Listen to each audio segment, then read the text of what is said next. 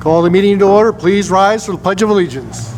I pledge allegiance to the flag of the United States of America and to the republic for which it stands, one nation, under God, indivisible, with liberty and justice for all. Let's do it, Noah. Can I have a statement in compliance with the Open Public Meetings Act, please? Compliance with the Open Public Meetings Act, adequate notice of this meeting of the council was provided by transmitting a copy of the meeting notice to the Madison Eagle and the Morris County Daily Record, posting a copy on the bulletin board at the main entrance of Borough Hall, and filing a copy in the office of the clerk, all on February 19th, 2020. Copies of said notice were made available to members of the general public. Roll call. Mayor Conley, Here? Mrs. Vitale, Here? Ms. Bailey, Here. Mr. Byrne, I believe, is absent. Yes, she tried to make the meeting, but is under the weather and headed home. Mr. Hoover is also absent. Excuse me. Yes. Yep. Ms. Cohen, Here. Ms. Ehrlich. Here. All right, agenda review. This is basically a budget work session. We will be bringing updates on the budget, see the draft budget, discussions, and then looking for authorization from the council to the CFO to prepare the final budget for introduction on March 30th. As always, there will be a time for public comment or questions after the discussion time.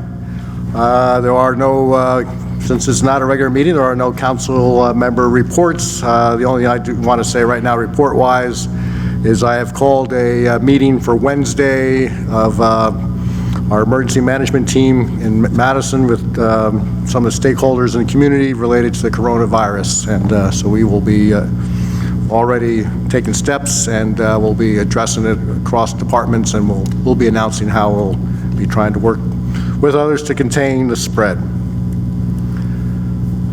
Okay, any other questions or anything on the agenda?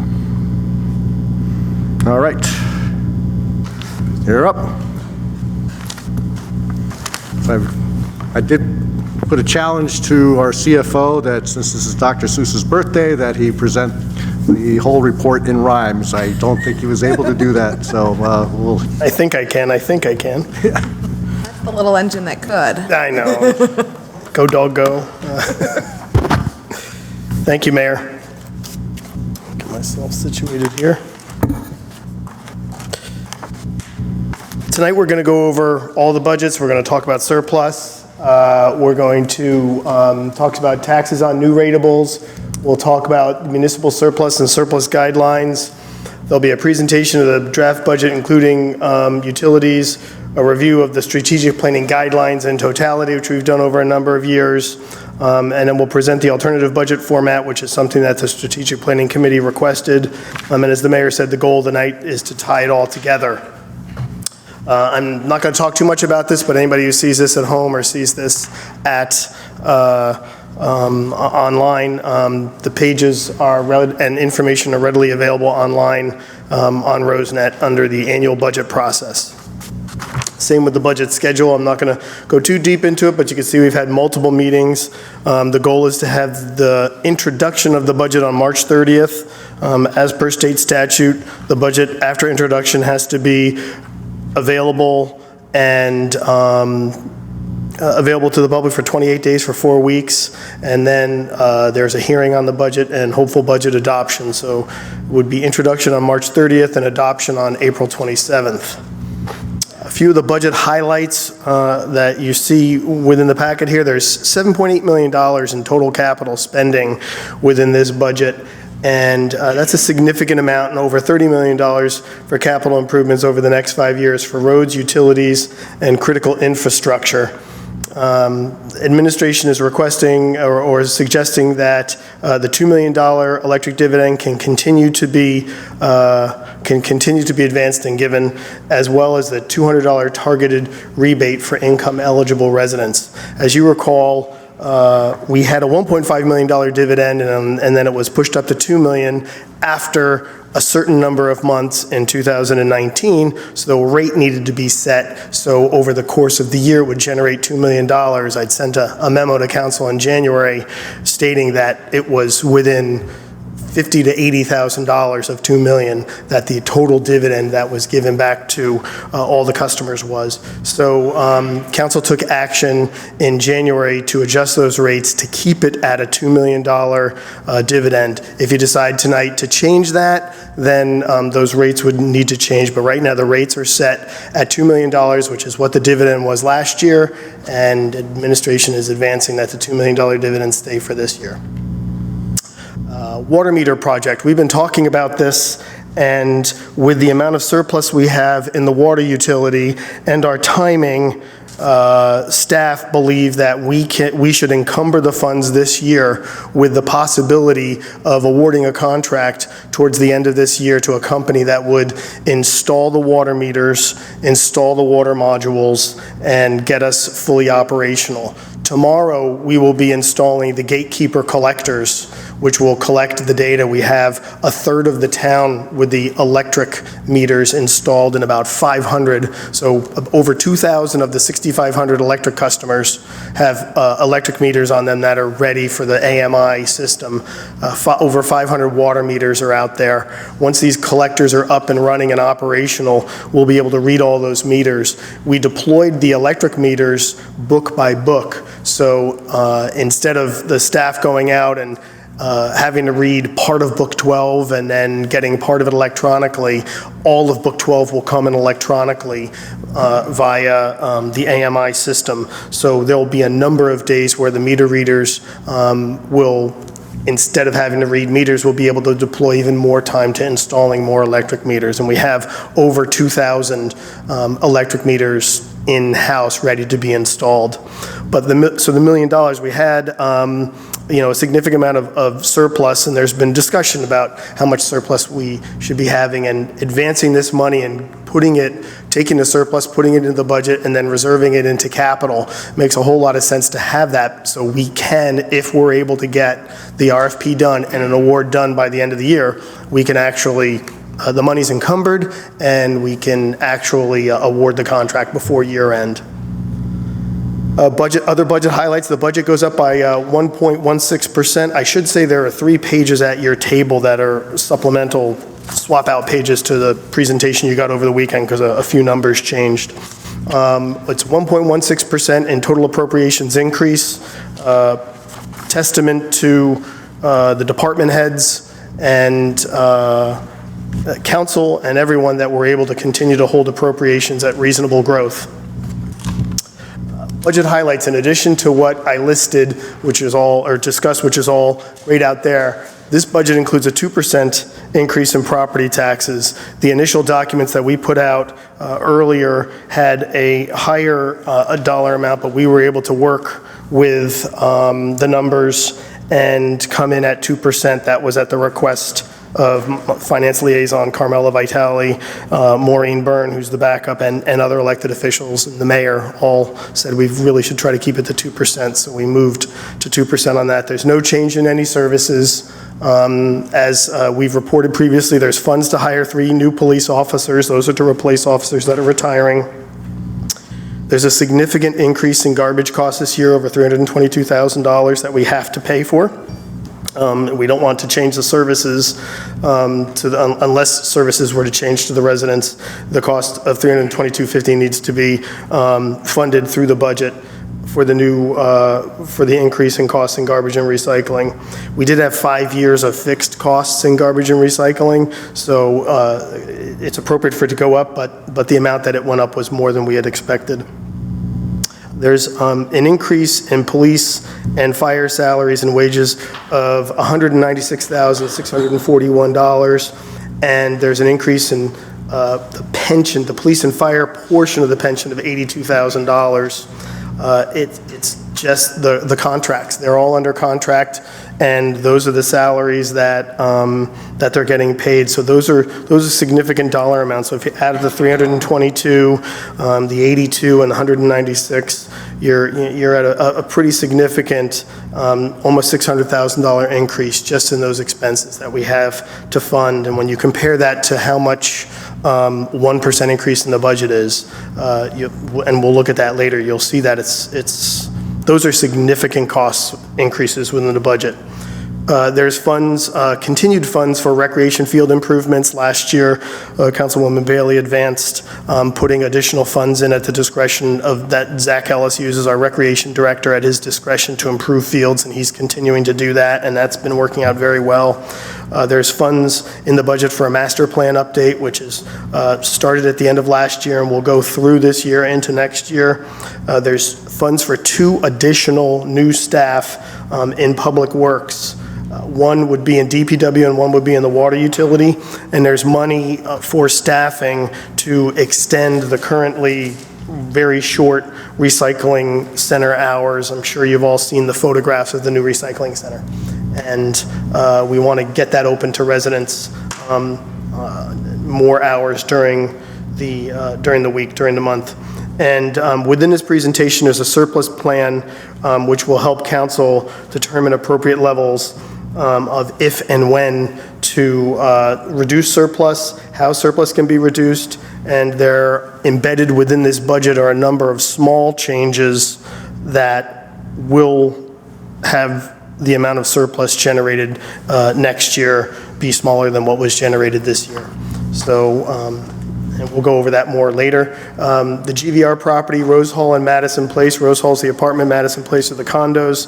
That property brought in over $900,000 in total revenue, excluding utilities, so that's just municipal revenue. They pay fees, they pay land tax, and they pay a pilot. The Board of Education received $225,000 in 2019 from this property.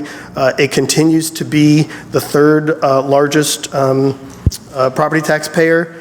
Years ago, we talked about it being the 2nd highest property taxpayer, but then Realogy came in and just did an incredible job fixing up their building.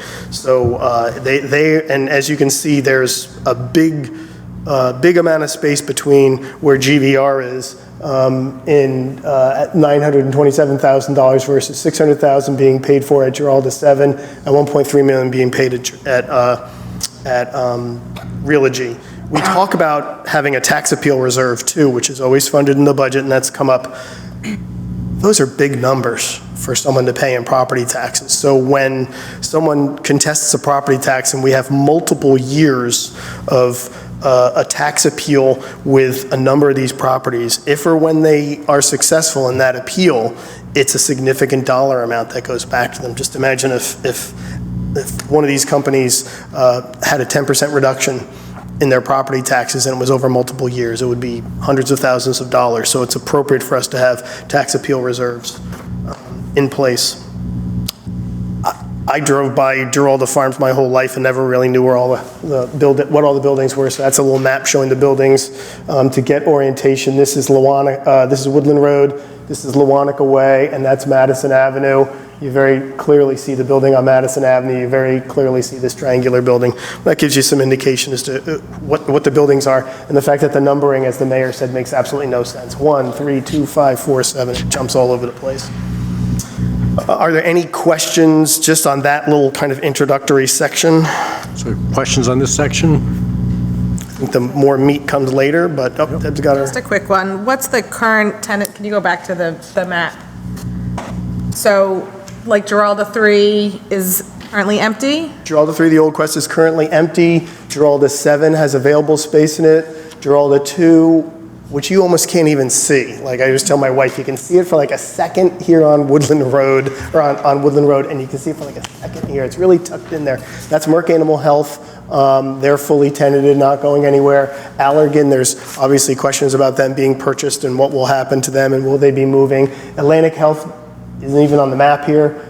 Just built a facility here, they're not going anywhere. Pfizer, there's a question about their tenancy, and then Quest is open. And when there's a building that's open, it's a lot easier for them to win a tax appeal, because for our homes, when they do tax appeals, they say, that's a 3-bedroom cape, that's a 3-bedroom cape, that's a 3-bedroom cape.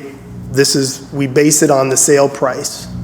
But for corporate taxes, it's based on rent revenue and rate of return and occupancy. So when you have a building that's empty, they are much more likely to win a tax appeal. Carmella?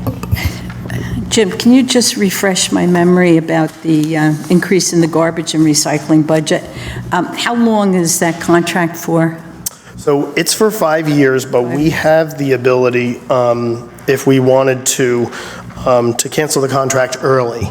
MAWA just announced that a $3.5 million bond that they're going to be floating, and they're going, and they actually have the same company that hauls our garbage, and they are going to take it in-house.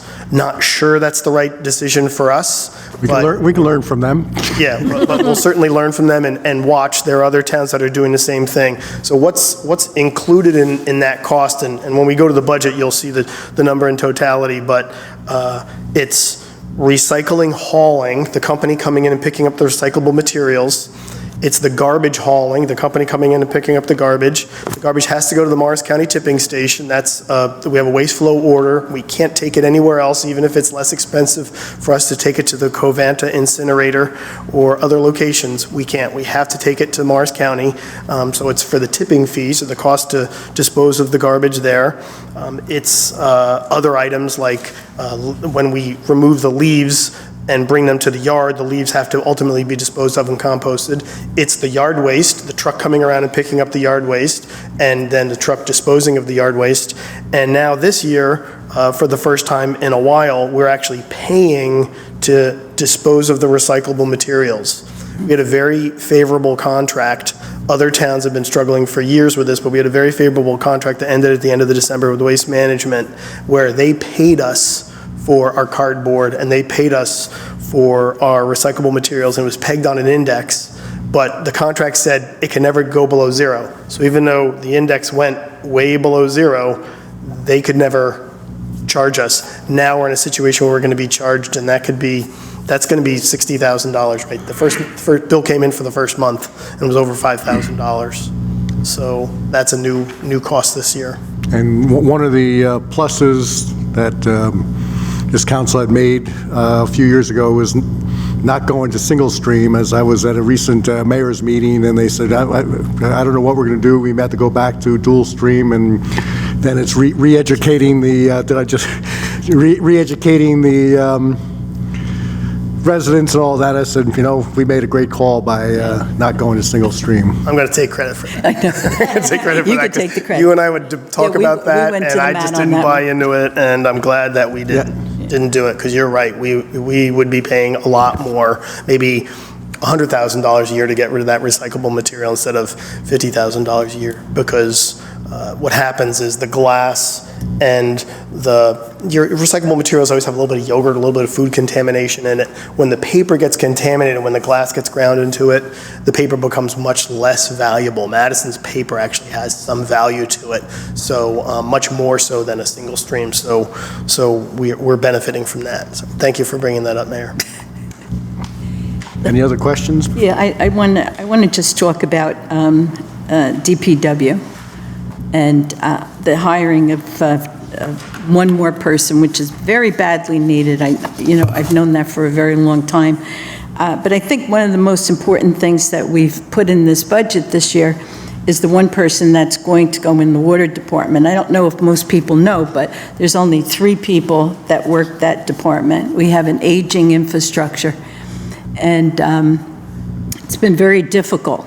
So it was one of the reasons I think that we kind of made that decision that we would go to a company that would, put in the water meters and do them very quickly. And I think that, if you could just kind of explain about the expanded hours at the recycling center for that one person. It's not going to be many hours that's open or whatever?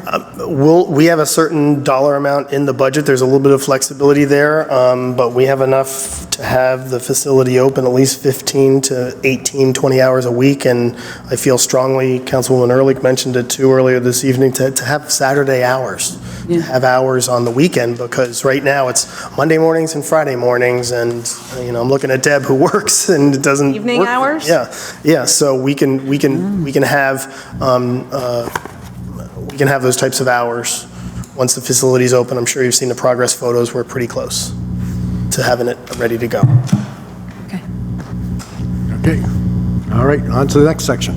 Okay, so how property taxes work, there's a bunch of slides here.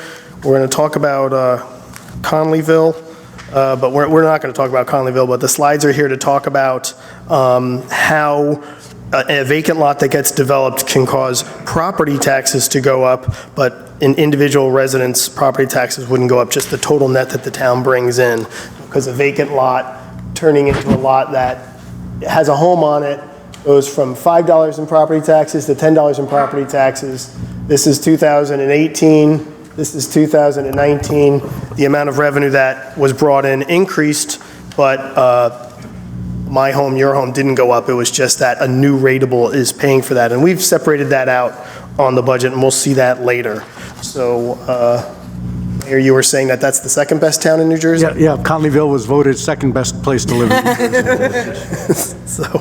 So on the revenue side of our summary budget, you'll see every year we have property taxes on new ratables. And this year, a little higher than last year, it's about $108,500 that's coming in. That's just taxes for us, for the municipality, I should say. The additional ratables will generate more revenue for the Board of Education, and it will also generate more revenue for the county as well. That's just the portion that comes to the municipal from those new ratables. Bear with me here, I'm getting a little tossed around. I'm not going to talk about these. This is really, for those that want to know more, probably about 5 people out there would want to read that. It's just about how the interrelationship of those two numbers, the property taxes on existing ratables and new ratables, and how that works year over year.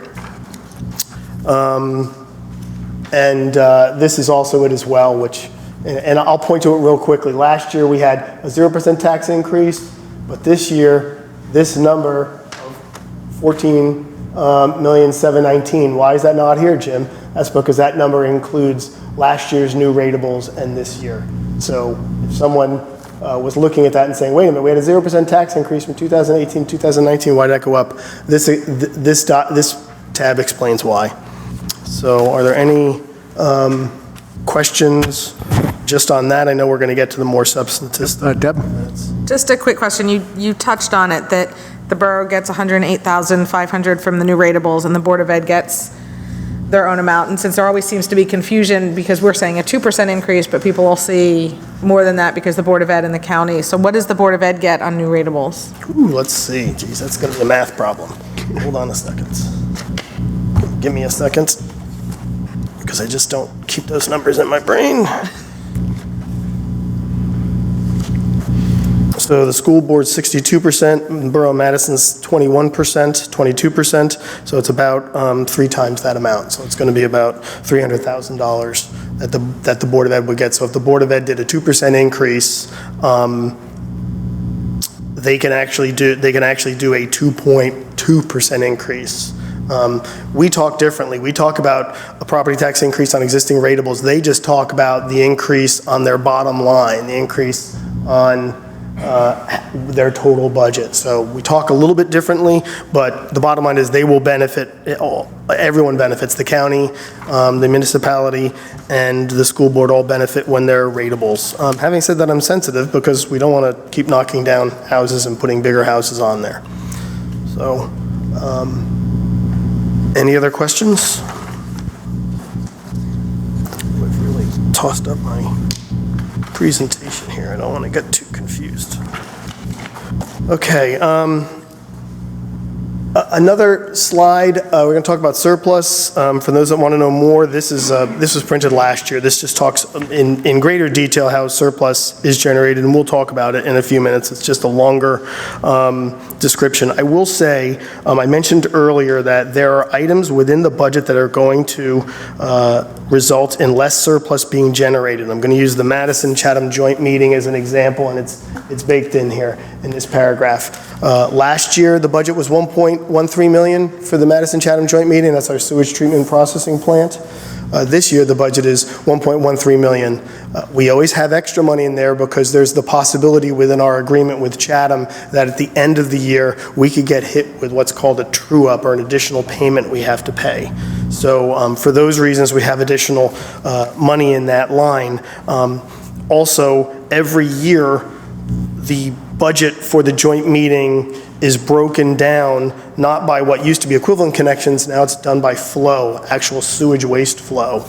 And we have the ability we have a meter on the flow as it leaves Madison, and we have a meter at the plant, so we know plant minus Madison equals Chatham, so we can determine sewage treatment flow between the two towns and see if what the difference is. Last year, we were at 61.8. This year, we're at over 62%. So the amount of the budget we're going to pay is increasing, and the budget is increasing, but I didn't increase that budget line. So there will be less additional money in there. Should be enough, because I think we're not bouncing up and down so much on the flow, but that will generate less surplus. So that's just a kind of a small example within the budget of how changes can affect surplus generation. Just a quick aside related to that we are working towards finalizing the updated agreement with Chatham on the joint meeting, and part of the conversation is to move away from the true-up and to a 3-year average, or that's what most places do, and that's something I will be pushing for, so it's far more predictable. So this is the municipal surplus schedule, which shows the amount of surplus that's been generated year over year. The top section shows what generates surplus. The bottom section shows the balance of surplus. So the top section is kind of like the income statement, and the bottom section is like the balance sheet. And I'll probably bounce back and forth to this in a few minutes. But how is surplus generated? Surplus is typically generated when actual revenues exceed budgeted revenues, when current year taxes collected exceed what's in the what is budgeted, and when cancellation of unspent items occurs. So we're going to take a look at the surplus here. Actual revenues exceed budgeted revenues. What does that mean? Construction code fees. In the budget, we assume that we're going to generate I'm going to use illustrative numbers, $600,000 in construction code fees.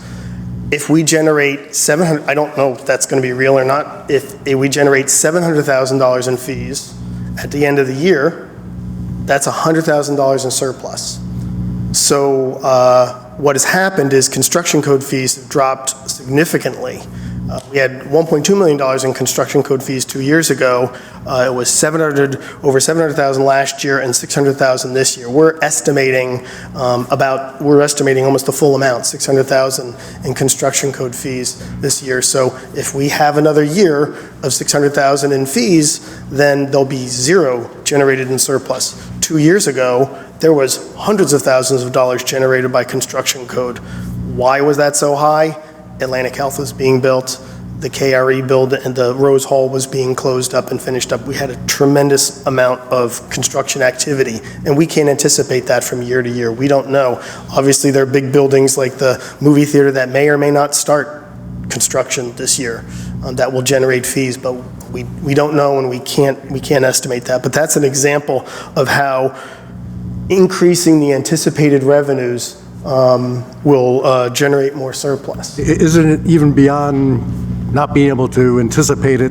You know, if, let's say we have a 99% assurance that a certain building is going up, that by the state does not allow us to recognize that revenue going forward because it's outside of the normal trend. That's correct. And so for this year, if we knew that there was going to be another huge, like the Allergan garage. The garage that was built on Allergan was a multi-million-dollar project that generated a lot of construction fees. The Allergan renovation generated a lot of construction fees. Even if we knew that was happening, unless we go to the state and ask for an exception, they're going to say, no, you generated $600,000 last year. You can't put any more than $600,000 in your budget this year. So when current year taxes collected exceeds the budget, that's number 3. In short, we send out $70 million of tax bills, there's a reserve for uncollected tax. So if we send out $70 million in tax bills and the reserve for uncollected tax is $2 million, we need $68 million in taxes to pay our budget, the school board, and the county. We issue $70 million in taxes because not everybody pays. We know everyone's not going to pay. And so we have to have a reserve for uncollected tax statutorily and financially. It's obviously the appropriate thing to do. So we ultimately collect those revenues maybe a year later, maybe 2 years later if it goes to tax sale. We ultimately collect those revenues, so the reserve for uncollected tax generates a surplus. And so that is represented in line 3 of this chart. And then cancellation of unspent items from the 2018 budget. We have snow removal, and we've talked about this before. We don't know if it's going to be a mild winter like we've had here or a terrible winter. So we have a certain amount in the budget, and on a year when we have a terrible winter, we can fund it. On a year where we don't have a terrible winter, let's say we have $100,000 in the snow removal budget and we only use $50,000, that $50,000 gets put aside for the following year in case we need to pay any remaining bills in January, February, and March. And then at the end of the following year, that becomes surplus. So the number under line S4 represents those appropriations that were in the 2018 budget and then put into a reserve in 2019. At the end of 2019, we don't have any more bills to pay out of snow removal or anything else for 2018. That becomes surplus. And that's the example I was talking about the joint meeting, right? Where we have less extra budgeted in there. And we did that with a number of the lines in the budget to reduce generation of surplus. So, Just yes, sir. going back to since you talked a bit about tax appeals, that the way it works is really not fair for municipal government. So let's say an appeal reduces someone's taxes by $100,000. So we had sent $60,000 to the Board of Education. We sent $20,000 to the county, and now they won the appeal. We don't get any money back from either of those entities. We're out $100,000. Is that correct? That is absolutely correct. So, and that's something that I don't think most people realize. And we don't go back to the Board of Ed and say, hey, we lost on this. So that's another reason to have a reserve for uncollected tax, and another reason to have a tax appeal reserve. Boy, that's a mouthful. So this slide's kind of repeating what I just said. But we'll talk about it. To slow the growth of surplus, this budget includes the following items. We talked about it: increasing anticipated revenues, like the construction and other revenues. Interest generated was increased significantly in the budget. So that will reduce surplus generation. It's possible that I may be anticipating more interest than we will actually generate, because during 2019, the 4-week T-bills went from 2.5% to 1.5%. That's an indicator of what we invest our excess dollars at. So short-term interest rates have dropped over the course of the year. We generated over $400,000 in interest income last year for the current fund. We may not generate as much this year, so that's going to result in less surplus being generated. Utilizing more surplus in the budget, that's actually taking more from the pot, putting into the budget, and then trimming certain budget lines like we talked about with the joint meeting. Those are the ways to slow the growth of surplus. Surplus to a CFO and to someone who needs to be fiscally cautious, which is my job, is a good thing. It gets somewhat vilified, in my personal opinion. That's a personal opinion. But it happens when department heads don't spend all their budget lines, which is a good thing. It happens when maybe interest rates go up and we get more interest revenue, which is not a bad thing. Or it happens when we have a good year in a construction department. So I understand the you have too much money in the borough coffers concept, but when you pair it with the fact that this budget's only going up 1%, people should be less concerned, because it's not like, hey, we have all this money, now we're going to go out and spend it. No, our department heads continue to understand that we give them a budget, but they don't have to spend it down. And that's critical, because a lot of places, the department heads will go at the end of the year and spend down to the last penny, because they feel like if I don't spend it, I'm not going to get it next year. So surplus protects the borough from unforeseen circumstances, and surplus, a strong surplus balance helps us maintain our AAA credit rating. There's only 38 towns in the state of New Jersey that are AAA at this point in time. And surplus helps limit tax increases should we have big things coming in the future.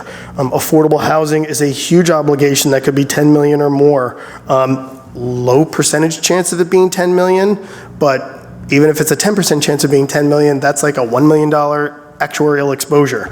The new radio system is estimated at 1.5 million. That's probably 90% going to happen. So that's a serious cost that's out there. The property revaluation, as Carmela mentioned, that's going to happen. That's coming.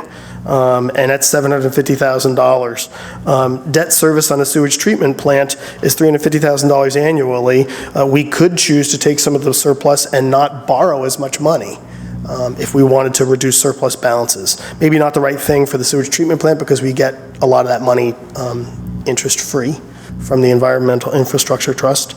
And then future costs for pension and union contracts are unknown. So having surplus there, if we're not spending it wantonly, which I don't think we are, is a good thing. So there was talk about a surplus policy and the creation of the surplus policy. So I worked with Councilwoman Vitale and others, and Administrator Cody and the auditors, and even spoke to some of the people on the original strategic planning committee. And some of it was already kind of baked in there. It just wasn't put on a piece of paper. So we put it on a piece of paper here. This would be the policy. 1, monitor the balances annually, which we've been doing. 2, monitor upcoming budget issues. We just talked about them. Big things that could be real issues. When balances are above guidelines and future budget issues permit, take action to slowly reduce budget balances. And we talked about how you can slow it down. We're utilizing excess surplus for one-time projects. Especially in the water utility, right? We're going to take $1 million out of it and utilize that for the water meter project. We're passing a budget that reduces the generation in future years. We're going to go and talk more about the guidelines later, but since we're on this policy, guideline 1A of the document from 2014 says that municipal surpluses used in the budget should not exceed the amount generated in the prior year.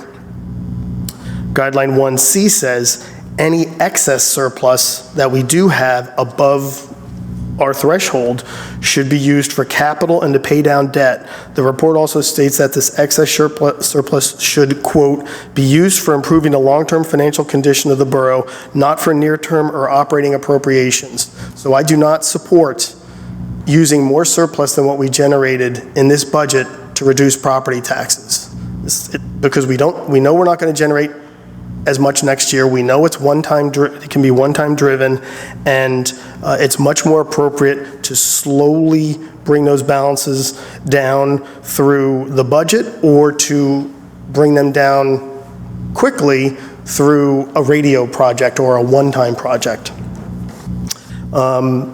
There are a significant number of upcoming financial issues which we talked about, and administration believes that appropriate action is being taken to reduce surplus. And I just want to say, compared to other towns, I think we go to great lengths to be transparent about all this. So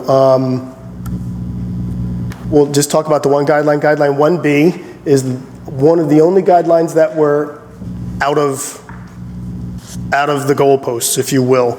And it's in a good way. They want surplus to be 20 to 25%. We're over it. It's 32%. So let's look at that. 10 million of 32 million. Nice and easy, 32%, right? So if we did the radio project of $1.5 million and took it out of that surplus, we would almost be in compliance with that, just with that one move. And I've talked to the elected officials about that. We're just not We don't need to do that radio project this year. We're not exactly sure how we're going to do it. It's probably going to be $1.5 million, but that's going to be a 2021 decision. But that alone will bring down the surplus next year. So there's other actions that are coming that are going to bring down the surplus. That's the one guideline that we're out of sync on. So are there any surplus questions that I can answer? Again, to reinforce your comments around using more surplus in operating, the technical term is a structural deficit where you are using non-recurring revenue for operating as opposed to, you can use it for capital because you can just scale back capital. We can't necessarily scale back the operations of the borough without changing services. And that was one of the things that was cited when we were in danger of losing our AAA rating, was the structural deficits that were there by overusing surplus. If you end up getting a $500 bonus from your company, you don't go out and lease a new car for $300 a month because you got a one-time payment. You instead down payment, I don't know, you do something else with the $500, you fix your house. So. Yep. Questions, Austri? Yeah, the surplus. I appreciate the fact that we do have surplus.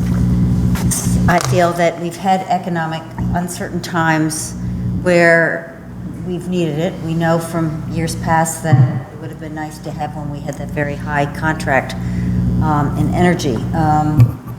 And we are facing affordable housing issues, which is a big concern. And we also no longer have the 2% cap on salaries, so when contracts are up, that could change the picture. Yep, and to add more to that, so there's an interest arbitration cap that was passed by the Christie administration that is sunsetted, and when we were negotiating our collective bargaining contracts with the police, fire, and other unions, if we didn't agree with them, they have the ability to go to binding arbitration. They can say, well, we're at an impasse, we're going to go to binding arbitration. Those arbiters that had to hear our case could not award more than 2%. That's no longer the case. So the arbiters are able to award 3%, 4%, 5%. We're seeing some towns that I don't want to mention, Booton, that have given large increases to their police department. So I didn't mean to interrupt, but that's what I wanted to add a little more to that. So on the one hand, surplus is good, but based on our guideline, we are above what our guideline says. And I think we need to have a very conversation, particularly about the electric utility surplus, because do we increase the dividend because we're got a nice robust surplus, or do we say, no, the dividend's going to be X, we're going to continue to do the rebate and start creating projects that will create energy conservation and alternative energy generation, which may in the long run be more expensive than what we have now. But I think that is something that is really important for us to talk about at this point in time. Yeah, we'll maybe talk about that more when we get to the utility budgets, but we can talk about it now too. There's no doubt our transmission and capacity costs are going to go up. There's no doubt our energy costs are going to go up because we're going to be in a situation where we have to buy renewable energy. And we can buy renewable energy without buying the renewable energy credit. And so we could say, hey, we bought renewable energy, isn't that great? But we would not be in compliance with the Board of Public Utilities Renewable Portfolio Standard, which is what the governor has advanced, which basically says this is how you prove that you've bought X amount of renewables, and it's by buying a renewable energy credit. Probably all heard of an SREC, right? So we can buy wind from a wind farm in Ohio at reasonable rates. A little tricky in terms of we can't get that energy here, so we would be buying it, selling it there, and then buying something else here. But we'd be buying and supporting the purchase of renewable energy. If we don't buy that renewable energy credit, then we don't get credit for that renewable purchase. just like Chris Kellogg in his house, right? He's got solar panels on his house. He sells a renewable energy credit. Somebody buys that renewable energy credit. Maybe it's PSE&G, maybe it's JCP&L. And they go, see this certificate here? This proves that I supported 100 kilowatts of solar energy, and I bought it from Chris Kellogg. So that's how renewable energy credits work, and the renewable portfolio standard works. But those are some discussions we are definitely going to be having over the coming years, and we need to with the new energy master plan and everything else. It's definitely coming. And the concept of taking a small amount of surplus and using it towards energy efficiencies, expanding electric vehicle charging stations in town, other things like that's appropriate. Are you going to be able to change the number on that guideline up 32% downward as you monitor surplus balances annually, and what you were saying with, you know, the one line where you were anticipating the non-recurring revenues, like construction fees and everything, you're going to change that number? Is that going to then Yes. that guy will fall. We're going to be working into getting into compliance with that guideline. It's a once a year look. At the end of the year, how much surplus do we have? Okay, are we in where are we now? We went from 32.2 last year to 32.2 this year. We didn't keep going up, so we stopped the upward trajectory. Now we're kind of like at the top of the roller coaster, but it's a slow glide down. We want it to be a slow glide down, not a plummet. We want to balance it with all these unknowns that we have coming up too. Correct, yes. Yes. And like I said, we could appropriate 1.5 million. If council wanted to appropriate, let's say I want to appropriate this, we would put more money in the capital improvement fund out of surplus. We'd appropriate it through the budget process, through ordinances, and we could, in 2 months, reduce that balance of surplus, but then it would be just dedicated to the radio program. And I'm not 100% sure that we haven't done enough research to say that it's 1.4 million. Maybe it's only $1 million. So I'd rather wait for 6 months on that. Do you hear the questions on this section? I have, I just want, if you could please do me a favor and kind of explain, because the terminology sometimes is not well known. Municipal budget is an entirely different animal than any other budget that's, but you talked about lapsing appropriations on page 26. Can you kind of talk about that a little bit more, and what they are? That's the words they like to use at the state. Yeah. Lapsing appropriations is when we have the snow budget of $500,000 and we only spend $325,000. Eventually, that $175,000 that was in the budget in 2018 never got spent. It gets released unencumbered, and the appropriation lapses into surplus. Probably a better way to say that, but that's the way all the CFOs say it. Lapsing appropriations. Yeah, but it's, I think there's the, let's take the snow budget and, maybe some other general, field maintenance or something like that, just as for sake of argument. So field maintenance, a little more predictable, but maybe for a given year, we see a track record, we're spending less because we're maybe investing more on a capital level on the fields. And so you would reduce that line based on the history of lapsing ordinances. But on the flip side, we know if we take this year, knock on wood, we're not out of winter yet, we decide, okay, we can cut the snow budget in half, we pretty much can guarantee there's going to be 3 blizzards in the next year, because that one is very unpredictable. And yes, it created a surplus in that current year going into the next, but that doesn't mean we would adjust that line going forward to reduce the surplus it created. Correct. And there are a number of budget lines that are large that only a 10% change in health insurance can generate a lot of lapsing appropriations or none. And we have to put an appropriate number into health insurance because we don't know if one of the police officers gets married and has a family and goes from single coverage to full family coverage. We need to have enough money in that line. The fuel line, another line. I'm not going to predict what the fuel costs are going to be 6 months or 9 months from now. We're going to be conservative about it. Rock salt. There was a time where a couple years ago where there was a shortage of rock salt and the prices went through the roof. I don't want to be in a situation where we can't buy rock salt because we ran out of the budget. So there's always a little extra in those types of lines. Insurance is another one. In addition to paying our insurance bill, if we have claims or other issues, they get paid for out of that insurance line. Maybe one year we have more significant claims than others. So in that regard, those are examples like snow removal that are significant. We could have a police officer that retires in 2 months. We had no idea they were going to retire, and it takes us 3 months to fill that position, and that went from a $120,000 salary to a $40,000 salary. And that could be $80,000 in unanticipated appropriations that would become surplus.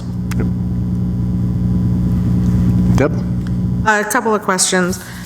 Going back to, the mayor addressed the coronavirus and he's got the meeting on Wednesday. Is surplus something that we'd use if, God forbid, it does become heavy in this area and we have to deal with it, or is there some other way we account for something like that, like that's a totally unknown? We would first look for budget lines to spend like that insurance line in other areas where we could transfer or spend those dollars. But when you have to declare an emergency, surplus is where those funds would come from for an emergency. So yes, they could be used, but let's hope not. I was gonna say hopefully not, but and then the other question, looking at slide 25. So is this saying that it's 5.2 million in surplus? Jen, am I reading that right? Correct. Okay. So given that, are we expected to do that again this year? And if so, what are ways we can continue to reduce that line in 2021? So as we talked about, the tightening up of certain budget lines and we're using almost all of the 5.2 million in the budget this year. It's like 5,183,000 that we're using. So the guideline says we can't use more. We're using everything but like $15,000 of that line in the budget this year. And it's the actions of interest rates going down, how much we anticipate in the revenue, and the lapsing appropriations and construction fees dropping that are going to ultimately bring us down, being more tight on both revenue lines and budget lines. So I believe this year we're going to generate less than 5 million in surplus. So we'll be at a small structural imbalance, which, if we have to go for a credit rating, we can explain to them by showing all of these policies that we understand and are smart enough to not just spend all that money once, but we might have a couple $100,000 a year where the balance slowly, $300,000, $400,000 a year, where the balance slowly comes down into compliance. And then again, if we do the radios or something like that, we can bring it right into compliance. Can I just ask you a question? You know, I'm going to go back to the property reevaluation. That's going to cost us $750,000. I think it cost us more, if I'm not mistaken. You're right, too. Yeah, I think so. Yeah, but what are we putting aside for that? We're not putting anything aside. You're not putting anything? We don't know if they're going to order us next year or the year after. The county tax board typically orders us. It's not something we voluntarily do unless we really feel like things are structurally out of balance. The county tax board monitors all of the tax appeals that we have, and it compares us to other towns. It monitors our equalization ratio. A lot of people, some people, especially the realtors, know that ratio, where our equalization ratio right now is at 80%. Yeah. So if you have a home that sells for $500,000, the equalization rate means it should be on our tax rolls for $400,000, 80% of the market value. You can have situations where certain parts of the market are very soft or very strong, and especially if they're very soft and you start losing all these tax appeals on homes that are $1.5 to $2 to $2.5 million range, and that could accelerate a tax sale, or I'm sorry, a reval. But Ray and I think will probably be ordered next year, if not the year after, to do it. And we could just say, well, we're going to fund it over a number of years through the budget, or we're going to take the money out of surplus and fund it right away. Okay. You know, another thing that we had, I don't know if we've talked about it at all. You know, we had a long list of, you know, the affordable housing, the property evaluation, the debt service that we're going to incur at the storage.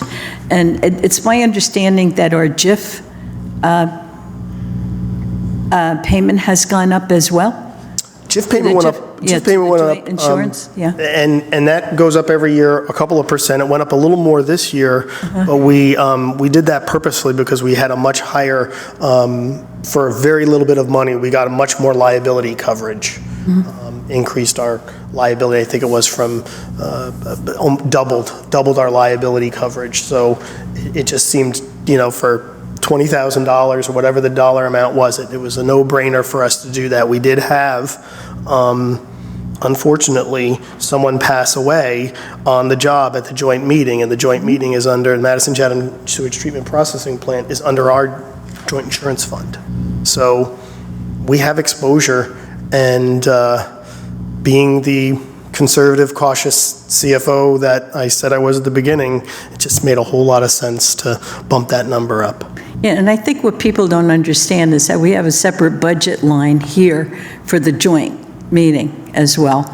And when our GIF account was increased, the GIF account in that budget is also increased. So it's kind of like a double-edged sword. We're paying it because we have no choice. We have no choice because of the, you know, the contract between Chatham and Madison and whatever.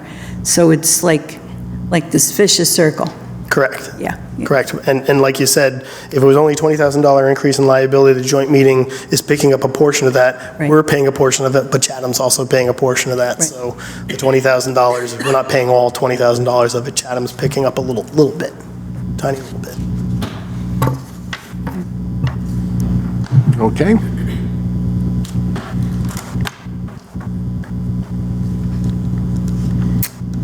Here he is. Love Ben, miss him. Yeah. Strategic planning guidelines.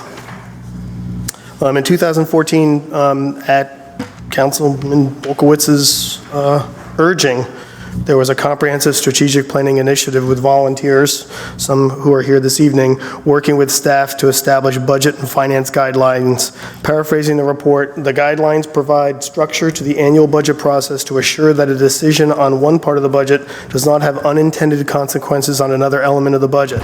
They help form the basis of communicating to the public some of the trade-offs involved in achieving the balanced budget required by statute. Guidelines should not be considered hard and fast rules. That cannot tolerate exceptions. Rather, they should be seen as firm but flexible, and to be complied with over the long term with material deviations explained as part of the budget process. You'll see that we're in compliance with almost all the guidelines. The one is that amount of the municipal budget.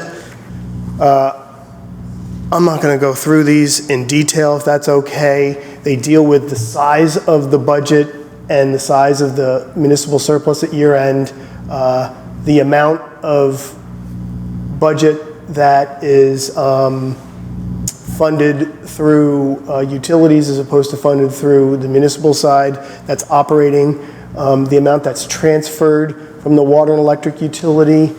We've been working on that, as you can see, over a number of years to slowly reduce that percentage, reducing our reliance on the utility revenue that comes in.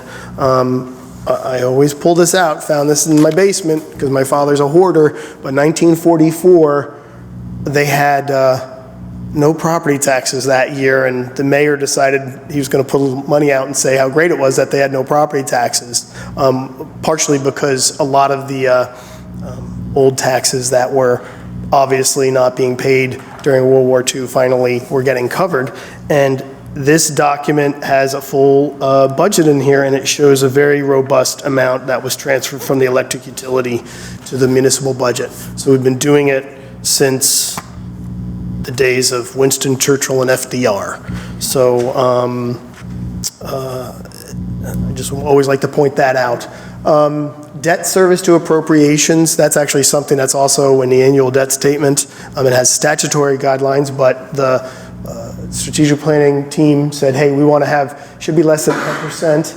And right now our debt to total budget, debt service to total budget is at 6.9%, which is definitely below 10%. Capital improvement fund to total appropriations, how much money are we setting aside to fix things?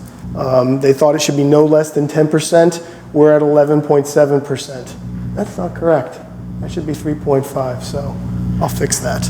I'm going to circle that right now, Mayor, before I forget. But we're still well over 10% in that particular guideline as well. So the point of these guidelines is for us to be looking at these and thinking and making sure we're in compliance. There are other guidelines. Surplus in excess of the upper end of the guideline may only be used for capital or to pay down debt. I mentioned that earlier. We're compliant with that. Guideline 3B, surplus should be transferred from the utility only to the extent that the utility surplus remaining after transfer is considered sufficient. We're compliant.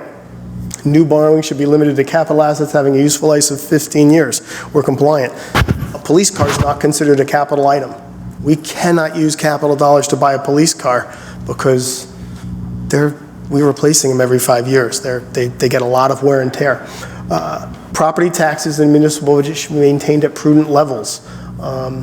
We're compliant. Guideline 6B, maintain the reserve for uncollected tax at 2.63%. That's pretty firm.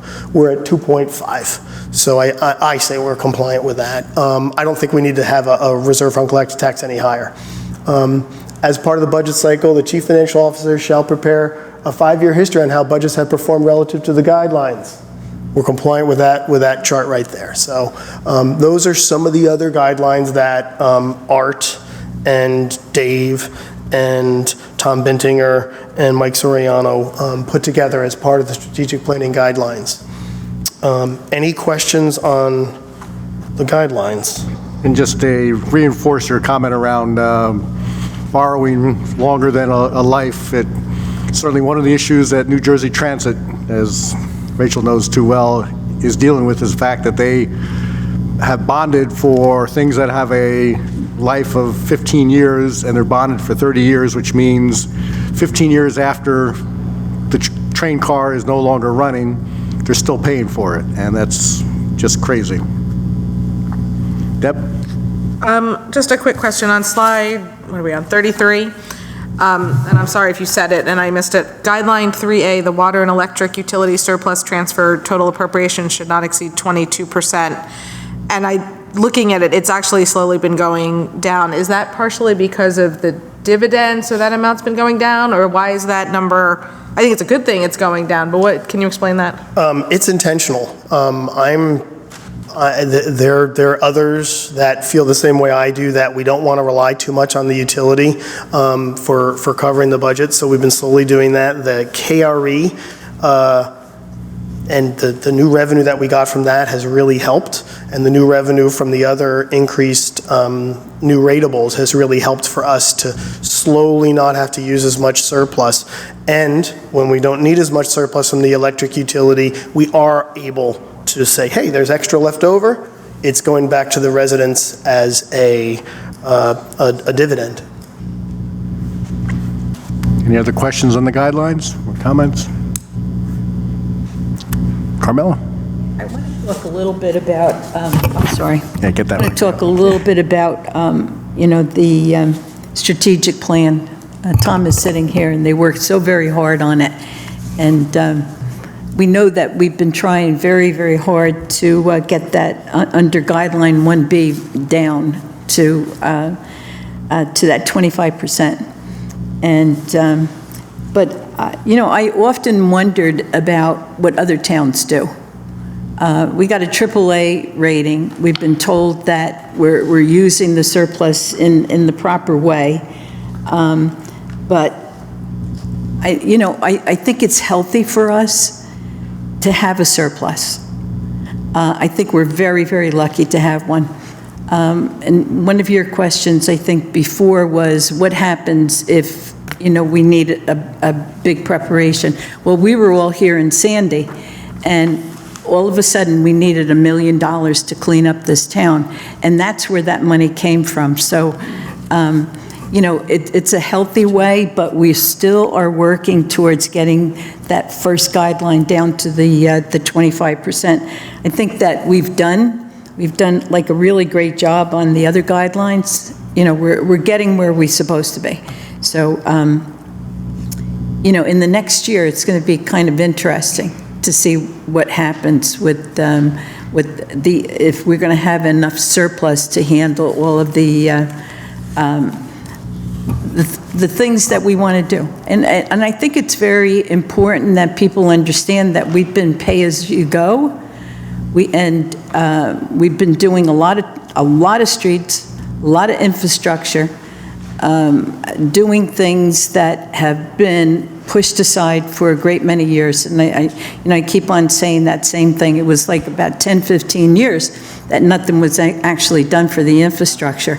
So the decision of the last council is where we're going to pay as we go, and we're utilizing that surplus. To me, it's a very healthy situation to have. So just wanted to make that comment. And I'll say right now, if people say we have too much surplus, blame 100% of it on me. Because maybe I was too conservative with the budget. Maybe Ray and I were too tough on the department heads and said, no, you can't buy that. But if there are people that are saying we have too much surplus, I'm the one that's setting the budget, all those numbers behind the big budget. I'm the one that's doing that. If there's too much surplus there, I'll take the blame for it. I've only been a CFO here for a few years. This is like trying to land a plane by being able to touch the controls, or park a boat by being able to touch the controls for the month of January and February, and then you have to let go of the controls and see where it goes from there. So if that's the case and people aren't happy with it, I take full responsibility for it. It is, in my opinion, the right conservative, well, it is my opinion, the right conservative thing to do, to have surplus for issues. And if we're not spending it, if our appropriations are only going up by 1%, then we have the best of both worlds. Not increasing taxes like we have, and I'm going to blitz forward to the very end to here, not increasing taxes over the last 6 years of any significance, and we're in a good financial position. I think that's good, but. Well, two quick things. One, obviously, we'd be having a much different conversation with our CFO if you had underestimated expenses and overestimated revenue, and we were running deficits. It'd be, as I said, a much different conversation. So we appreciate your apology, but not necessary. The council understands and is, comfortable with the direction we have been going financially. And I think the other thing, which goes back to one of our themes about being completely transparent, or as transparent as completely possible with the great graphics like this. But as you know from your classes, they say don't use the word surplus. It's fund balance, which means, fund balance in my mind is a line on a balance sheet that no one understands. And so I think a lot of municipalities will just say, oh, the fund balance is growing a little bit. We are calling it, what it is, and explaining how it's generated and how we can bring it down. Other questions or comments on that part? Everyone saw everything, saw all the slides, so I don't have to go, no, I'm only kidding. On to our next section. Okay. Municipal budget, whoops. Municipal budget. As said earlier, we had talked about it maybe going up a little more than 2%. It's going up, this budget includes a 2% increase on existing ratables. So my house, Ray's house, the municipal portion of our property taxes would go up 2%. And we'll look at that chart again that had the pie chart and show what that really means on the average house in a few minutes. We're able to do that. We talked a lot about some of the other appropriations that are embedded in there, and we can talk more about that, about the cost of the police, the cost of the garbage. All of that is in there. How much we're getting in revenue from GVR. Jim, why is that 430 when you said it was 900? Because there's land taxes that are involved, because there's fees that are involved, because we have to pay a portion to the county, because we have to pay a portion to the Board of Education. So that's why that dollar amount is that. State aid has not gone up, I think, in the 10 years I've worked here.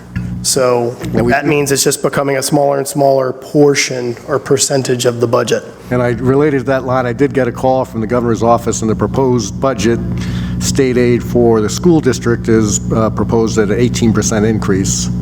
They didn't say anything about municipal, so I think it's a safe number. Yeah, I think it was $300,000? Yes. I'm not exactly sure. So grant revenue will change. When we come to do the final introduction of the budget, we have a couple of other grants we have to confirm, but what ends up happening with grants is the revenue line goes up and the expense line goes up. Typically, it would be under either a grant for salaries, probably not, most likely a grant that would fall into operating expenses. So there'll be a couple of small changes there, but this is what we're projecting here. Here's the joint meeting, right? Remember how we talked about that being a source of less revenue going forward? Public library's gone up significantly over the last few years. That's something to note. So that's the municipal budget. The electric utility budget and the water utility budget have not changed from our previous presentation. So happy to answer any questions on those, but we talked extensively about those before. The water utility rate comparison, that's a slide from a previous presentation, just wanted to put it in there to just show how much the average 2,000 cubic feet consumed quarterly pays in Madison versus, this is pretty much every town around us. Florida Park's there, right? Yep. So that just gives you an indication as to what our water rate is like. Do I have special thanks to Tyler Peterson, an intern who did all those calculations. Our department appropriations, this is always interesting to see what departments cost the borough, that take up the majority of the budget. Pension costs, significant increase over the last few years in the police and fire pension, not a decrease actually in the public employees. So that's the non-police and fire pension. It's broken into two. Health insurance gives you an indication of the per cost employee. That's on the borough side. Employees, I think I pay about $10,000 for my family coverage. So the borough pays a portion of it, and I pay $10,000. Employee gross earnings, this is all slides that we've seen before, but I tossed in there. Again, 4-year trend of department appropriations. You can see the police, it's significant over the 4 years. And then there are others that, really haven't gone up much at all or flat or gone down, like the joint court has gone down. Garbage is significant, but as you can see, we had a number of years where it was flat. Part of the strategic planning process with Tom and Art and Ben was to present the budget in a different format in case people wanted to see it. So this format and this format are here to show where the money flows. I'm not going to go into details, but if you're a spatial person, this might help you. And if this is just a kind of a boiled down, slightly differently 3-year budget. Those are, I wanted to put those out there. I do it every year. And then finally, the borough's property tax, municipal property tax increases over the last 6 years. These are the actual dollars here. Negative 1.2%. Jim, how did that happen? We did a 0% increase on all property taxes, and we had a lot of new ratables. So the average home's municipal taxes actually went down in 2014. Of course, they went up with the county and the school board. 2016.9, this is weird, well, 14, 15, 16, 17, 18, 19. 19 was 0%. So you can see the total is about 3.1%. This is an average home valued at $667,000. That, knowing that our equalization ratio is about 80%, that house is about, to have a calculator, it's probably about $850,000, $900,000 home.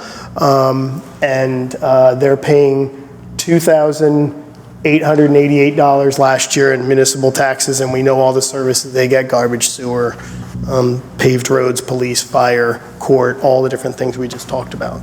So,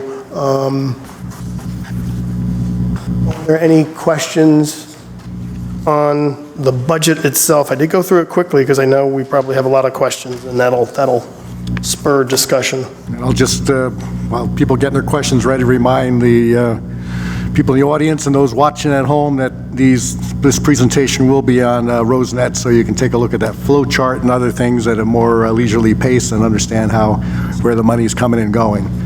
So, questions and comments on this section? Rachel? Thanks, Jim, for this great presentation. It's a lot of material. But I want to focus a little bit on our utilities, revenues, and appropriations. You mentioned at the beginning the proposal to set aside $1 million for the water meter project. So can you, does that $1 million come out of our water surplus? Exactly. So this is new. Actually, I said the charts were the same, but what was I talking about? There's a huge difference here in water. We had, the last time I presented, just $300,000 coming out of municipal surplus. Now we have $1.3 million coming out of surplus. That is, the $1 million is coming up here, and then $300,000 is going into the municipal budget. So this is a new line I created. Water surplus used to fund capital of $1 million. So that is coming from the water surplus. It is really dropping the surplus balances significantly in terms of the change, from over 2 million to less than 1 million. We may need more money than that. It may turn out that the bids come in that we need $2 million. We have reserved originally $1 million, over $200,000 for 5 years. We have taken $400,000 of that and used it already to buy modules and to buy the gatekeepers that we're putting up and other things. So $600,000 there, plus this million, $1.6 million. How's my math work? There's 5,500 customers. We think it's about $100 for a water meter. We think it's, and we know it's $100 for the module, and we think it's about $100 to hire a company to install so that's $300 for 500, for over 5,000 customers is $1.5 million. I think the number's right. Could be a little high, could be a little low. Our goal is actually going to be to do a beta test and hire a company to do like 300 water modules, see how it goes, what worked, what didn't work. Did they have a platform where residents could easily set up an appointment? You know, exchanging the water meters or the electric meters is easy. We've been knocking on people's doors, sending them a note, and just doing it because it's outside.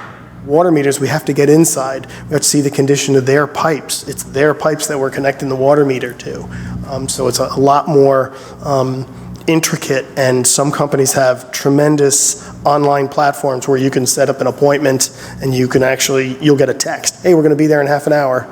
Oh, boy, I forgot. Hey, we're going to be there tomorrow. So tremendous system. So we're going to do a 300 unit pilot, 300 meter pilot program, and then by the end of the year install. Did I answer your question? Yes, and to carry that forward, once we have this tremendous rollout after the pilot program and we have these smart meters installed for our water delivery, what do we hope to learn from that, and what is the benefit to the town to have smart meters on our water and our electric? What a good question. We actually have the ability to read some of the modules with a temporary gatekeeper collector that we have, and every month somebody gets a crazy water bill and they get upset at us, and then we go there and we identify a location where they have a leak. A friend of mine had a really high water bill, did not believe that it was him. We went to the house, we said, we can hear the water moving, we see the water meter spinning.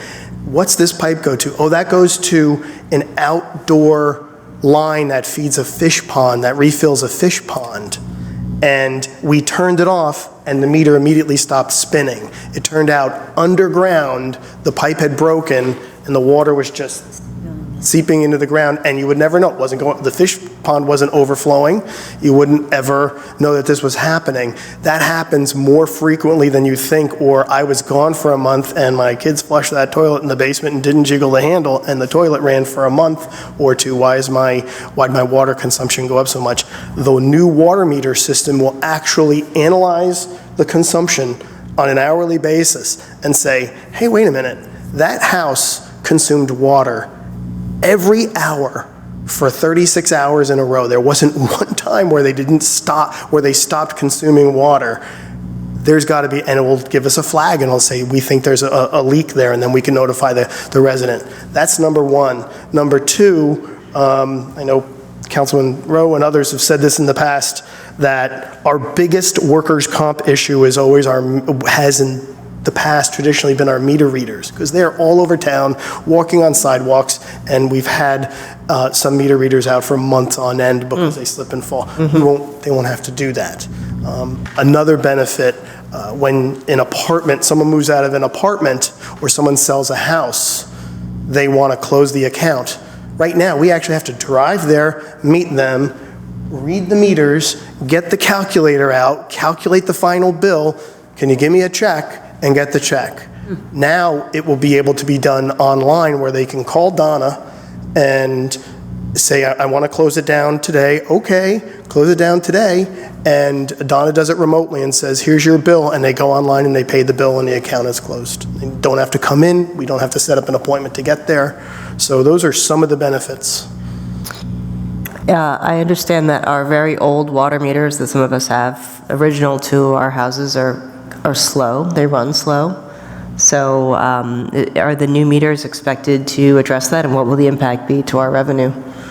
That will inure to our benefit, and we believe that's going to happen. We see it happening on certain water meters. The car wash had a really old water meter, and when we replaced it, they were like, something's not right, and we're like, Is that why their rates went up last month? I don't know. It was like 2 years ago. Okay.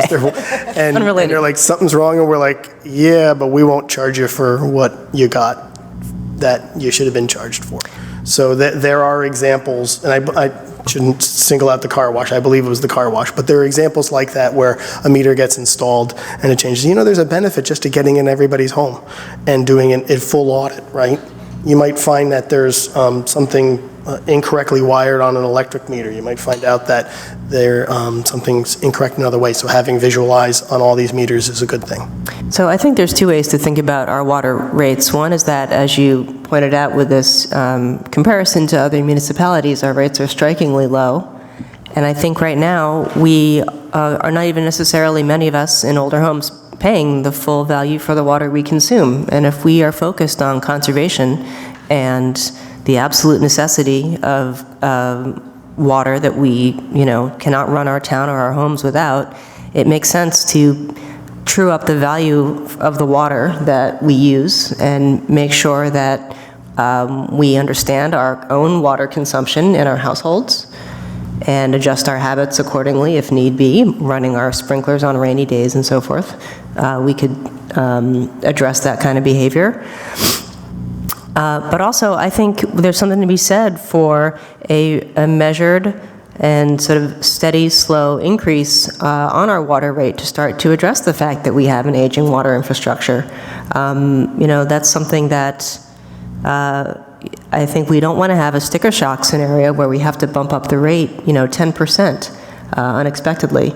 So, I think there's a conversation to be had with regard to our water rates beyond the use of this $1 million to install the meters, which I think will be a benefit to homeowners and to the borough.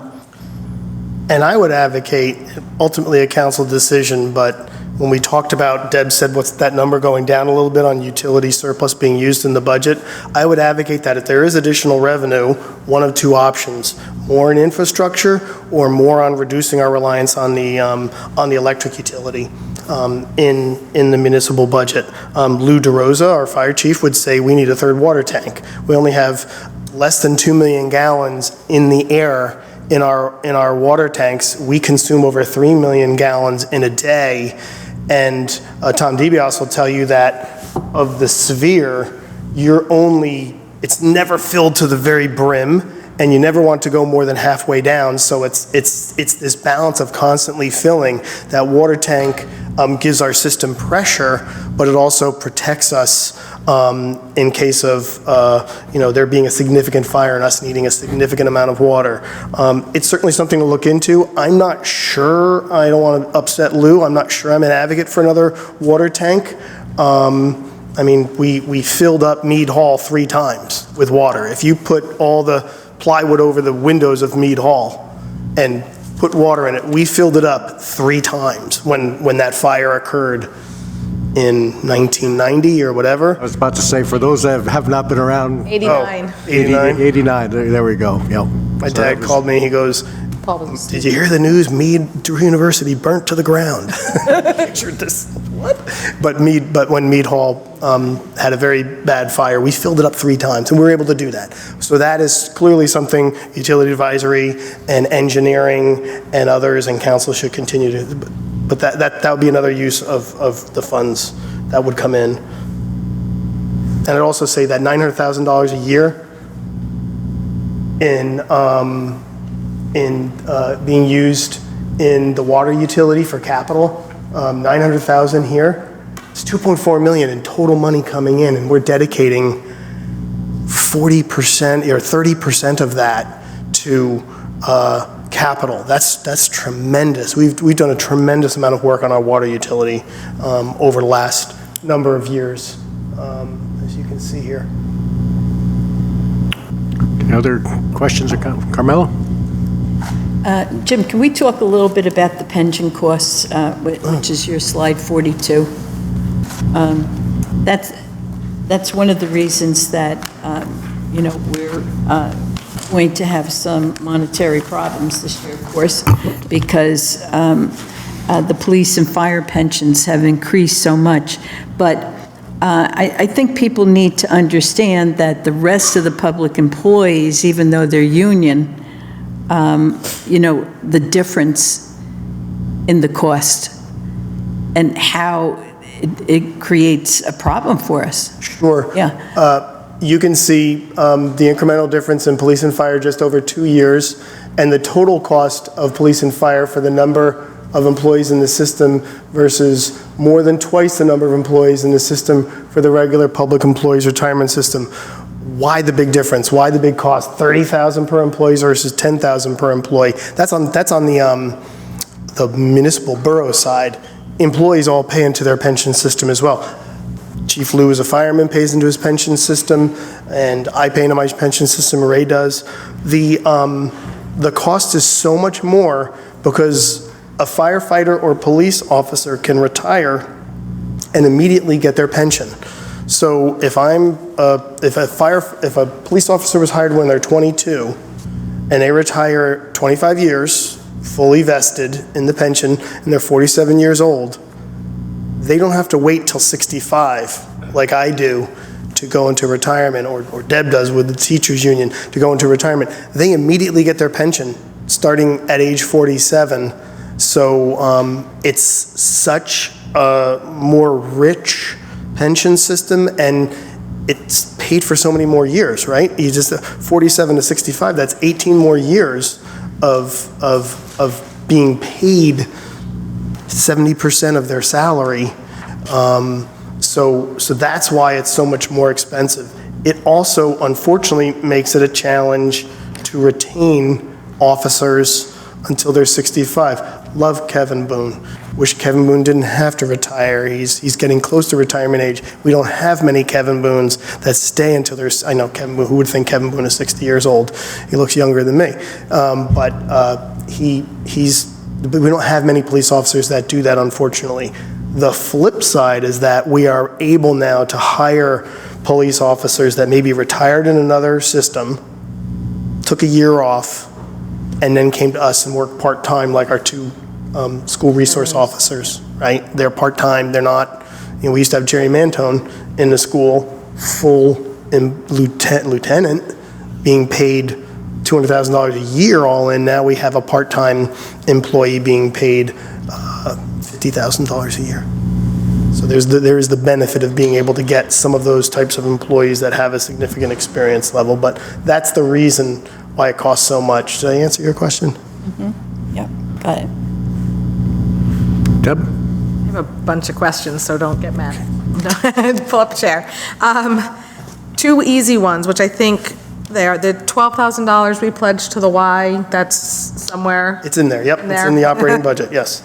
And then with the new contract with the health department, how do we see that affecting the budget and future costs? So we talked about this a little bit when we saw this kind of really odd, why is the salary and wages of other municipal employees going down and why is department operating going up so much?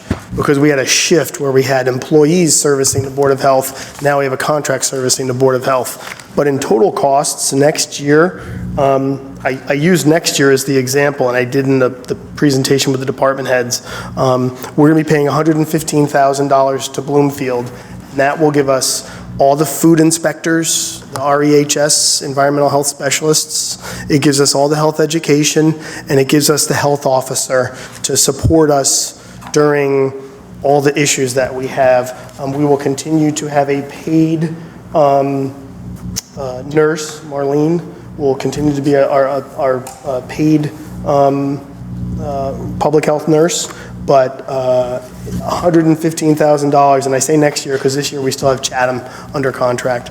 Also, we have the ability, if we don't like that contract or want to go someplace else, to cancel that contract in July of 2021. The contract is a 5-year contract, but we have an opt-out there. I'm just flipping through here just because I know I put other notes under the in the budget presentation. I think I covered everything. All right, and then two questions on the library. Can you explain the mill rate you mentioned and how that works? And do we give them extra funds above that? And then do we back charge like some towns do our library for snowplow, payroll services, liability insurance, et cetera? So we don't back charge. We do give them extra funds to help cover their utilities. And the mill rate is a statutory calculation. If you have a public library, you have this many assessed ratables in your town, you have to give 1/3 of a mill, which is what's called the mill rate. So it's a statutory calculation. Tom Bintinger and Lynn Favreau and I circle up in the beginning of January, end of December, once we know what the assessed ratables are and figure out what that number is, and that's it. There is an extra $100,000 in there. Many towns, or certain towns do charge for snowplow, certain towns do charge for payroll. We don't do that. The vast majority, all of that money in there goes towards their staff. It goes towards health insurance, Social Security, and their actual payroll. Sandy, since she's already doing payroll for all the other employees, she just has another 20 employees she has to do for the library. So we do not charge the library for any of that. All right, two more and then I'm done.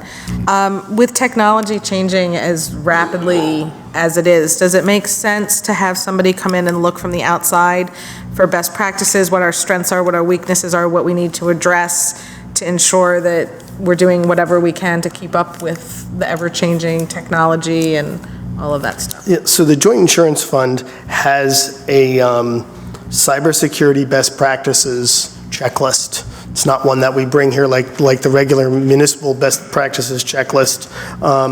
But if we want to have the lowest deductible possible for cyber-related issues, we have to go through that checklist. Having said that, the cyber issues are getting more and more sophisticated, and I think it would make sense, and we would be able to fund that if council and administration wanted to advance having an outside company come in and just make sure, do strength tests and I'm not a tech guy, but it might make sense to do those types of things.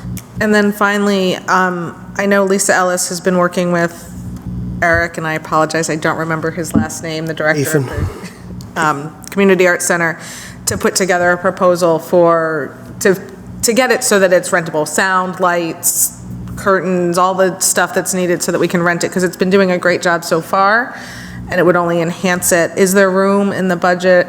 I know we don't have a number yet, but 150 to 200,000, if that was a decision of the council to fund that so that it was a rentable space to outside organizations? So there's not room in the operating budget, but those items are capital items, and we do have additional funds in the capital budget if needed.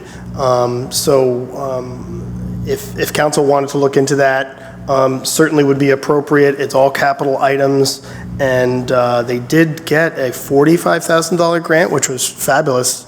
Eric did a great job getting that to help with some of the outfitting of the space over there. But there is funds available in General Capital Improvement Fund if you want to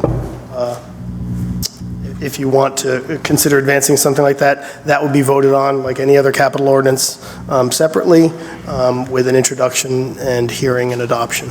And just so people, the reason I'm asking is as somebody who rents spaces for events, it's not, there's too many extras that you have to do. If I'm renting the space and then I have to rent lights and I have to rent sound and I have to rent chairs and I have to rent tables, it's not attractive. If we can fully get everything in there, then the fundraising we want them to do to self be able to do it becomes a lot easier, in my opinion, because people will rent the space because it's got what they need. Okay, any other questions or comments? Yeah, I just want to pick up on something you alluded to a moment ago, Jim, the idea that our water utility is a more sustainable source of surplus than the electric utility. So can you just explain why that is, so we have a handle on what the difference is? But then assuming that's true, and we continue to trend downward on our use of electric utility surplus for the municipal budget, I think we need to talk about what we're going to do with that electric surplus. Are we going to continue to put the money into the dividend, or should we think about insulating ourselves from some of the shocks that are coming with the energy transformation that's happening, around the country and in New Jersey? What are some of the projects that we might think about spending some of that surplus on? This is something Austri mentioned earlier tonight. I just would like to talk about what we can do to plan ahead for trending towards on-site renewables here in Madison and what that money might be used for. Yep, sure. So difference in sustainability of the water utility versus electric utility. The electric utility just has financial exposures to costs that are much more beyond our control. Transmission costs are set by PJM, which is the regional grid. Capacity costs and transmission costs are getting the electricity from wherever it's being generated to us. It's to pay the companies that have the high tension wires. The capacity costs, which are having enough power plants for the hottest days of the year, that cost, which we have split out here actually, is really significant. And you can see, look at transmission, from 529 to almost 2 million.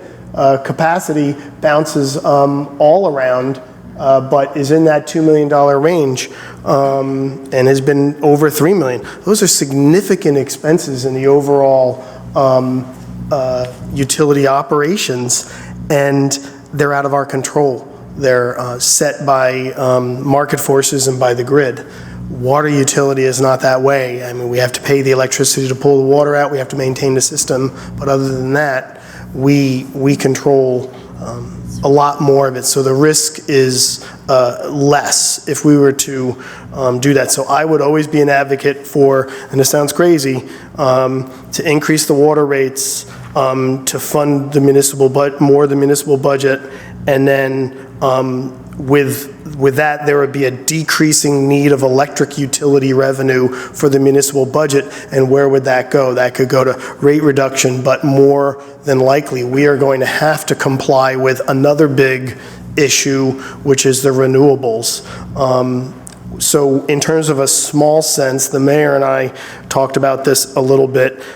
There are a number of projects out there that you could do, kind of one-time projects, if you came and said, hey, this year I wanted surplus is good, there's the number, E14, free balance, 3,446, went up a little bit. Let's take $200,000 out of that or $50,000 out of that, and we want to fund more electric vehicle charging stations. I'm pointing at Karsten because that's his big thing. We want to put more of, expand that project. We've got 5 coming in with a grant.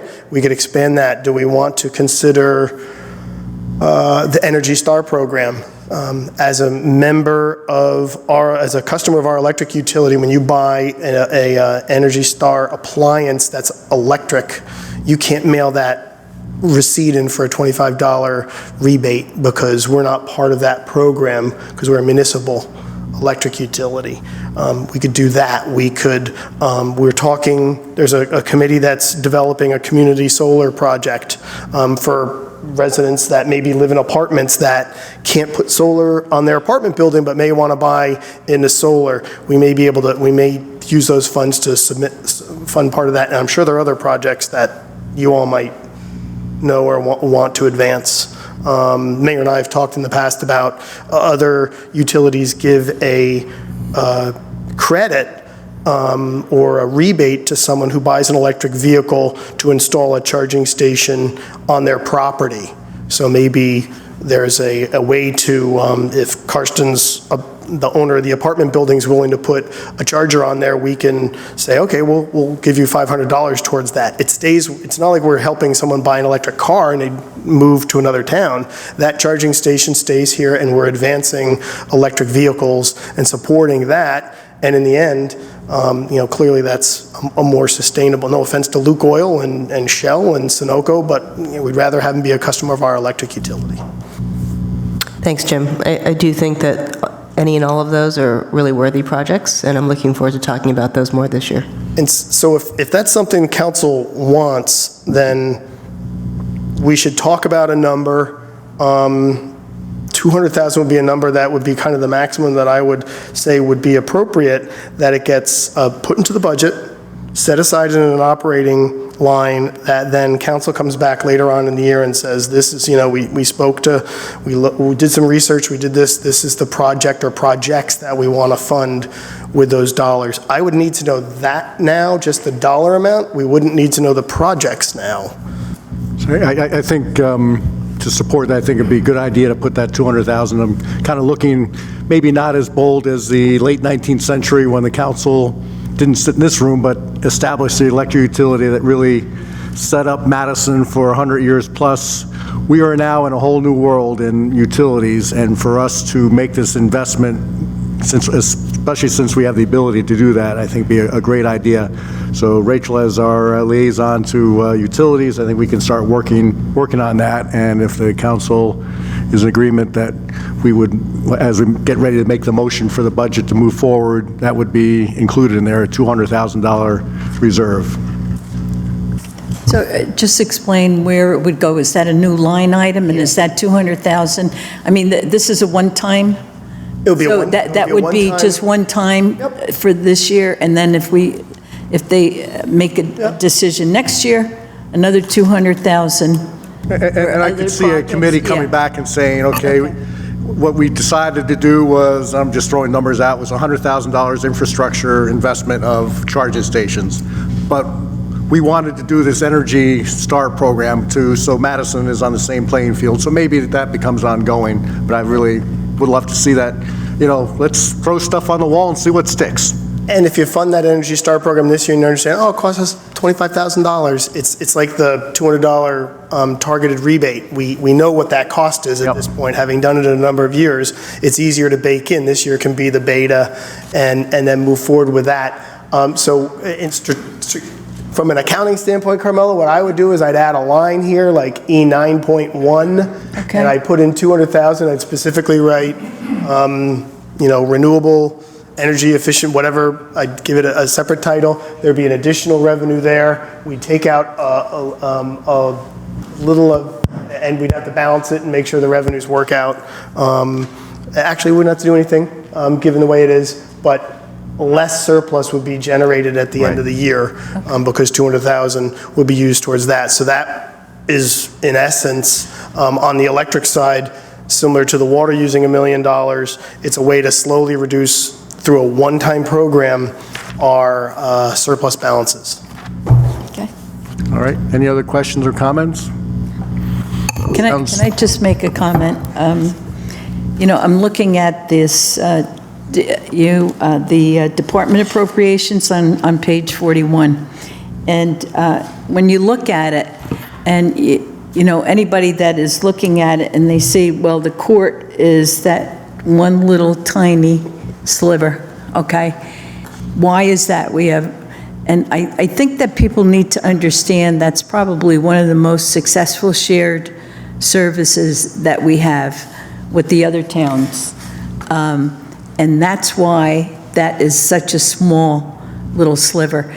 In comparison to years ago when we had the court by ourselves, that's like an amazing thing. So, you know, when you look at appropriations, you have to kind of understand what makes them such.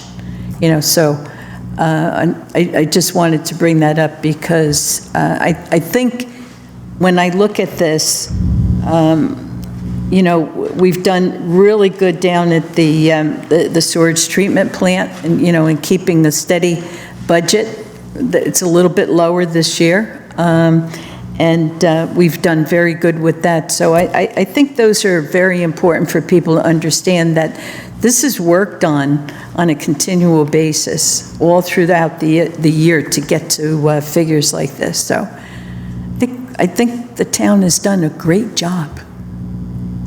I think the council's done a great job. I mean, it's reflected in those types of savings, get immediately reflected in this, and why it's only going up 3% in those 6 years. So past elected officials, current elected officials, that's all kudos to all of them for making that happen. The joint court, and Carmela, you were behind that. You know, Ray Cody, Mayor Conley, a lot of you were here and were behind that, and that saves, I'm looking at Ray, $150,000 a year minimum. Every year we're saving by through that arrangement, and it's great. And to emphasize, Carmela's, there's 5 towns, they're all saving every year through that arrangement. So, very important. So if we're ready, I'll, as I look toward our finance liaison and council president, to make a motion to advance the budget as presented with a $200,000 adjustment in electric utility so that the CFO can prepare a state budget document for introduction at the March 30th meeting. And that's a reminder that that's a 5th Monday, not the 4th Monday. Right. I so move that we move the budget. Second. Thank you. Any further Good job. discussion? Good job, Jim. Roll call vote, please. Mrs. Vitale? Yes. Ms. Bailey? Yes. Ms. Cohen? Yes. Yes. And now we come to the part of the meeting where we have invitations for public comment. This is not just limited to the budget. You can comment on any topic, but rules always apply, which are try to keep your comments to 3 minutes. Excuse me, I do give you a 1-minute grace period, so at 3 I'll ask you, give you a 1-minute warning and ask you to stop at 4. If you have questions embedded in your comments, what we do is we capture the questions and we will answer those after you finish your comments so that we can keep things moving along and you don't lose your time to someone else speaking. So anyone wishing to comment, please step forward, state your name, your address, write the same on the clipboard, and start speaking. Pat, welcome.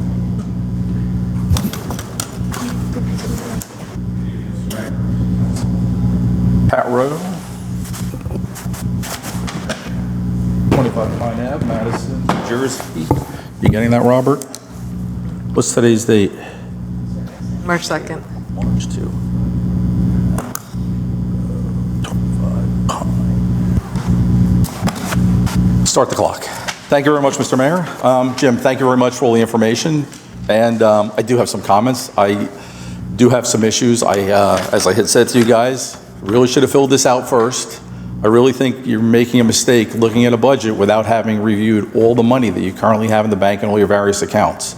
I mean, you talked about the 1B issue in terms of the surplus within the municipal budget, but you didn't talk at all about any of the capital surplus accounts or the electric surplus accounts.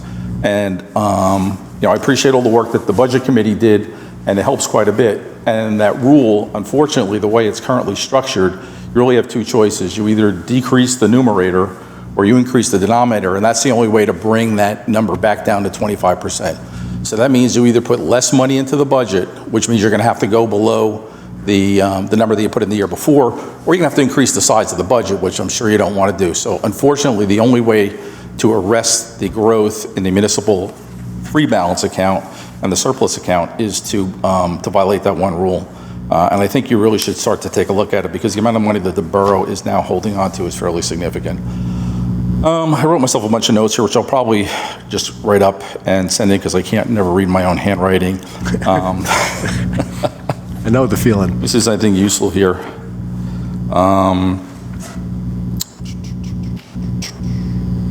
I'll say one thing here publicly. I think it is great that we have been saving a lot of money, but I think that the ratepayers and the taxpayers are not getting the full benefit of it, because all the money that the borough is holding on to is money that the taxpayers and the ratepayers don't get to keep. And since that's been growing at a fairly significant rate the last 7 or 8 years or so, I think that's a missed opportunity. I understand the tax rate has gone up very insignificantly, but it's mainly because the cost of electricity to the ratepayers has not come down as fast as I believe it should have. Every year we even overpay our own bill by a significant amount, move that money from taxpayers over to the electric utility, become surplus the following year. The year after that, we move some of it back into the borough account. The year after that, it becomes surplus somewhere else. And it kind of just sloshes around, but it keeps getting bigger and bigger every year. And we do talk about small projects that we might do with $200,000 here or whatever. But last year, by my accounts, I think the overall size of the borough's bank account increased by about $2 million. So I really wish council would take a harder look at that before they introduce the budget, or at the time of introduction, take a harder look at that. I think both in terms of maintaining the electric rate where it is was a mistake. I think actually there should have been a bigger dividend increase, not a smaller one this year. And I also think that you could probably lower the tax rate increase down to 1 or 0 again, as we did last year. Because again, we increased last year by $2 million, we increased the year before by $2 million. I'm not a big fan of that. The government should collect the money it needs to run itself. It should have enough in reserve for significant issues, but I've outlined the issues that I think they need to worry about, and I've also outlined the issues that you really can't save for, because they're going to be long-term and permanent. So, if the governor and the legislature decide that we need a greener energy program, it's just going to have to be paid for by the people who are using it in perpetuity, because it's not going to be going back down. You can't save enough money for that. And it's things like that. So when you talk about what are we saving for, differentiate between what I call a rainy day and what I call, things that are going to go on forever. Thank you. Thank you. And just, I think Jim explained it, but the dividend, at one point last year, the dividend rate at a given moment was at 2.3 million, but that was only to make sure they met the goal of the council of an annualized $2 million rate. So the intent was, again, a $2 million dividend. I do, as I've said often, I've preferred the name rate adjustment, and as we get our new meters rolled out, I think we will have a whole new rate structure rolled out also. But this council will be looking, as we look at these initiatives with the $200,000, I think we'll also be looking at the dividend to make sure that we are charging a fair rate, and if the council so desires, that can be done at a later date to increase the dividend. Anyone else wishing to comment, please step forward. Mr. Mayor, Council. Dennis, long time no see. Welcome back. Yeah, you missed me, right? Yes. Dennis Schreiber, 9 Amelia Court. First of all, kudos to Jim and putting together that presentation. That was extremely informative, and I can tell a lot of hard work and thought went into it. So kudos to you and your staff and the budget committee who worked on that. That was pretty impressive. Pat beat me to it because one of my pet peeves is the surplus and the electricity rates. So I'm not going to bring that topic up again because I think his comments were more than sufficient and very accurate. But I do want to say on an overview, you're making the town very expensive to live here. And you're going to start to close out the millennial population who might want to move in, young families who may want to start because the cost of living is going up here. The utility rates, the water rates, increase in property taxes. So just want to forewarn you, don't be surprised when property values start to fluctuate a little bit downward because people can't afford to move in here and the market rates will have to adjust to that. What I really wanted to mention to you or ask about is the police department. Has anyone ever taken a look to see if we are overstaffed there or over-equipped? Because, Carmel, you're talking about the pension benefits. They are large. I mean, look at this. Look at what they are in comparison to every other item in the department appropriations. So has anyone ever taken a hard look at the actual staffing? Do we have enough? Do we have too many? Too few? What's the story? Because these pension benefits, salaries, health care, are not going to get any lower. They're not going to decrease. They're just going to continue into infinity to increase. So take a look at that aspect of what life here is in Madison. We are crime-free for the most part. We have an excellent police force. Security is great, but are we at the right level of staffing? So if you could take a look at that, that would be tremendous. Thank you very much. Thank you very much. You look at it. Yep, and Do you want me to say something? I mean, it was, I was going to say two quick things, and if there, Okay, go ahead. Just want to get Dennis to allow him to finish up there. So we have constantly look at the staffing in all our departments, whether it's police, fire. One of the biggest changes in the time that, as I look to this part of the room here, the three of us have been here, is the shift to civilian dispatch. So, you know, I don't forget how long ago that happened. Yeah, that's what I was going to say, 10 years ago. We would have had a fully pensioned officer manning the dispatch as opposed to now having a civilian manning dispatch. And so it's shifting of that, putting the uniforms out where we want them to be, patrolling the streets. But it's a challenge we always put to Chief Datchison, Chief DeRosa, and all the department heads.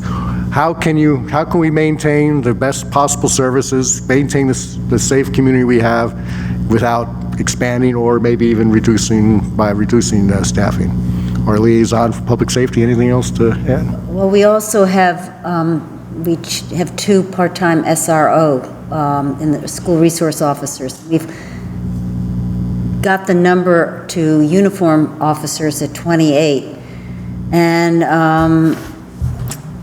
you know, it is a service people in Madison say is their number one priority, that and the fire department. And we're one of very few towns that has a paid fire department. And as a result, as you saw, we have high salaries, high pensions, and high health benefits.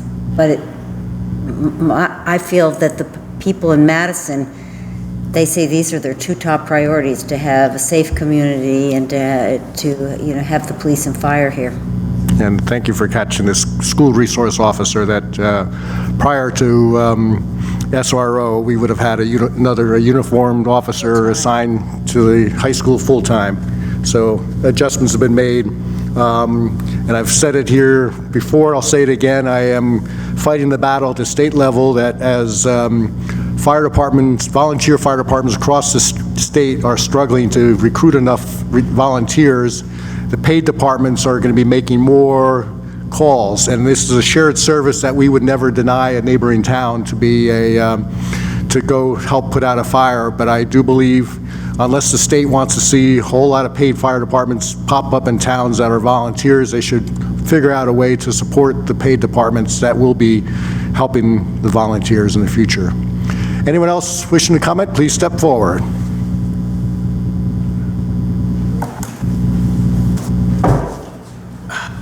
Hello, everybody. Came in just in time. Yes. This is public comment, Mayor. Yes, so you can comment on the budget or anything else you want. You're going to give me the budget presentation another day. I just heard it was very impressive. Although I hope that's a misprint on the top. It says 2% property tax increase, so maybe that wasn't supposed to be there. But that's not why I'm up here. I have been holding this piece of paper in my pocket for weeks to come up here and talk to you guys, just ask some questions. So state your name and address. Tom Harold Putis, in case anybody doesn't know. Yep. Okay, I'll write that down later. So, one thing that I wanted to approach the council about, or whoever is responsible for this in the borough, since we're focused now on sustainability and then being environmentally conscious with our new plastic bag ban, is that I don't believe that there's a mandatory recycling policy in the borough for commercial tenants. I've noticed this at a few parking lots. One that always bothers me a lot is over by Starbucks, by where the dry cleaners is, that they don't really recycle any of their packaging, unfortunately. I don't think the landlord has any recycling. At least he hadn't when I was there last fall. And I don't know if there's a mandatory policy in the borough, and I think that's something that we shouldn't be neglecting, because we're trying to be green in many ways, and that's something that's unfortunate. Like we talked about earlier, Mayor, that people are just throwing their recycling in trash cans. At least if the landlords offered something for their commercial tenants, they could emphasize, and somebody could enforce it. I don't know who. If you have your health officer or somebody should enforce it, because it's not really that difficult for us to have something that at least shows that we're trying to be green and prevent those recyclables from going into the waste stream. The other thing I wanted to ask about, and I saw something here about that, is the additional turf field that Ashi talked about when she ran for office a year and a half ago. And I know that we have had money in our open space and historic preservation tax fund for that. It's probably a little bit more now, unless it's been spent on something else that I don't know about. So I know we're talking about the schools, doing it with the schools. It's been a year and a half, and I'm not really sure where that's going. Well, So Let me finish so I don't run out of my 3 minutes. Yeah. So, and I don't know how much is in the open space tax fund.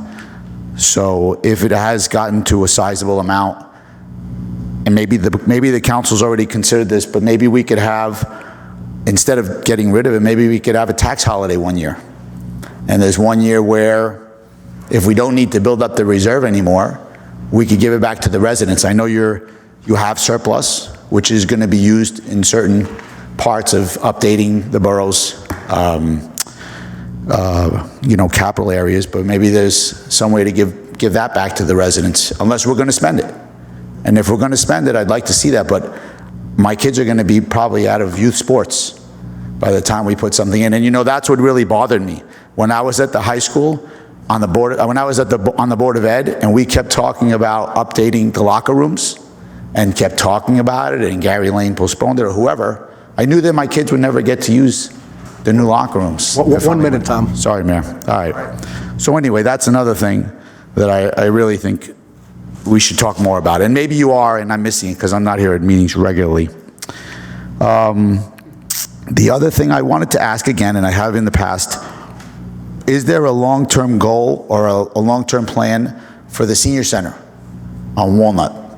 I believe that it's a building that's underutilized, and we know that we have a lot of space here that I think is in plans to be renovated, so there might be enough space in this building to house whatever you're doing over there. Maybe that's a piece of real estate that the borough can capitalize on or utilize for something else that could generate revenue for the borough. And then the other thing I wanted to ask about, and maybe you talked about it too, is what's happening with the new housing, affordable housing over at the MRC on the side road. And we got... That's it, Bob? All right. That's it, yep. But you did very well with gave us lots of questions. That's succinct enough? I will try to handle a couple of these, and then I will allow our open space guru, Ostry, to address some. The mandatory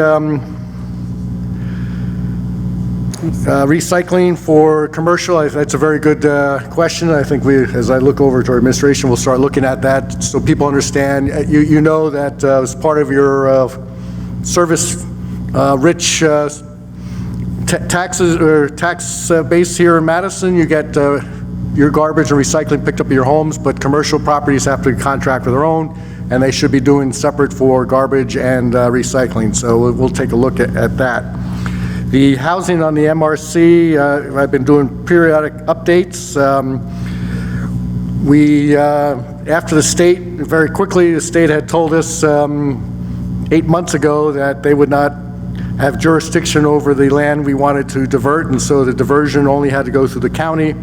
And we went down that road for 8 months, and then the state took as they say in the NFL, upon further review, have decided they do have jurisdiction on that, and so now we're working through the diversion process with the state. This has added quite a bit of time, but we are committed to meeting our affordable housing obligation, so stay tuned for that one.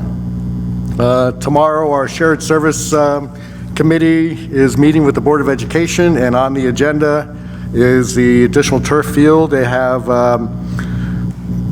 kind of received that as a very positive way, and so we're hoping to move that will move forward. The senior center building, the senior part of that building is very busy and is used, but as you know, we are now changing our delivery method for health services, and so that may change how that building is. And with all our facilities, we can constantly look at that. So we will be looking to make sure, if it's not being fully utilized, it needs to be fully utilized one way or another.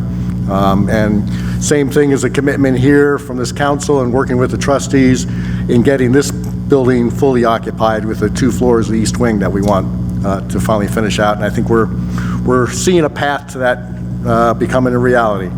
And Austria, if you could talk a little bit about the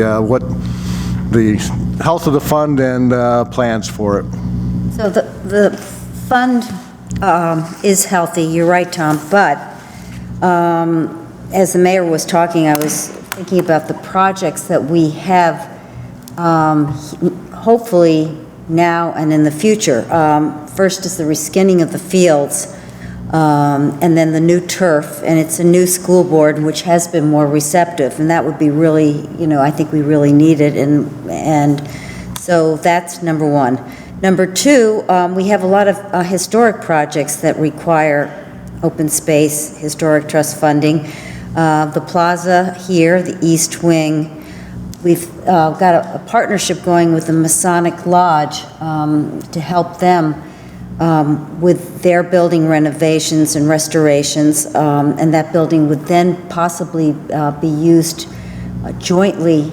The borough could use it for activities or whatever during the day, and then the Masonic Lodge would do their thing when they do their thing. And we also have, we've put in trails throughout our parks, and we're talking about a new trail system in Rosedale Memorial Park.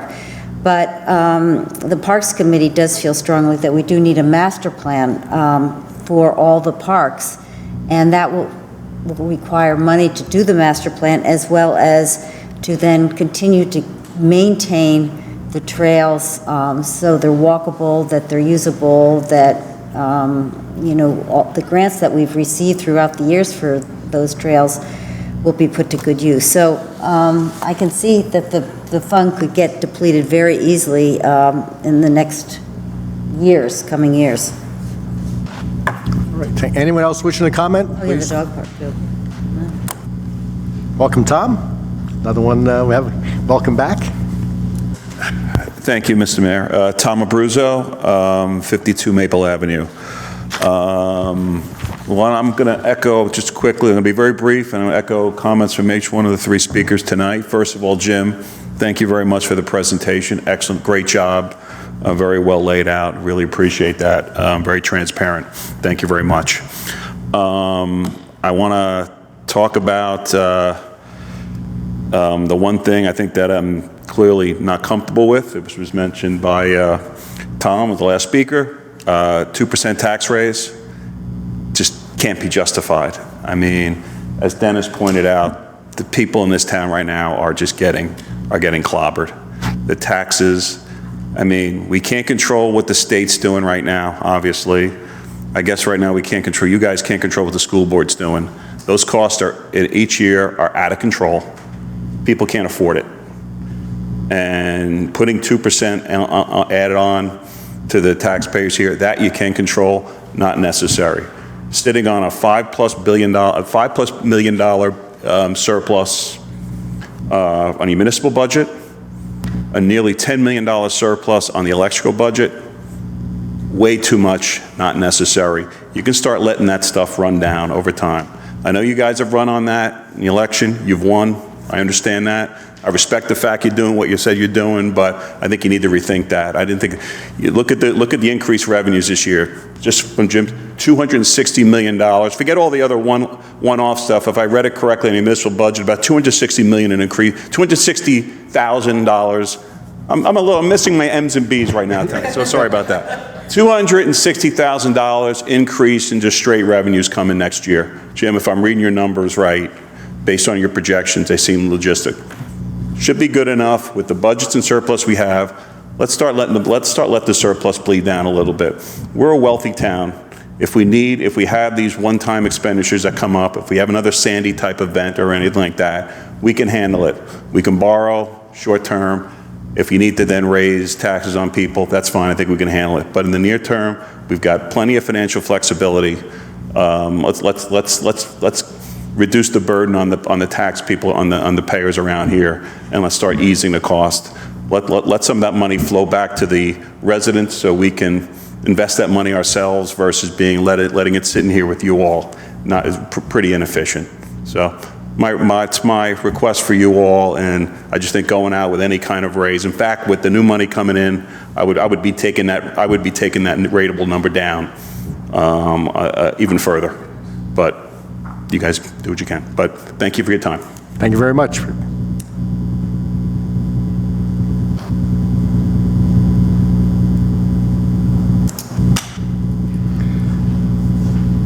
And as presented, the budget does show some throttling back on the surplus. Anyone else wishing to comment, please step forward. Seeing none, I close this part of the meeting. Mayor, I move that we adjourn the meeting. All in favor? Aye. Thank you very much. Great work. Thank you, team. Thank you, residents that came out. And thank you all that are hopefully watching this at home at a later date.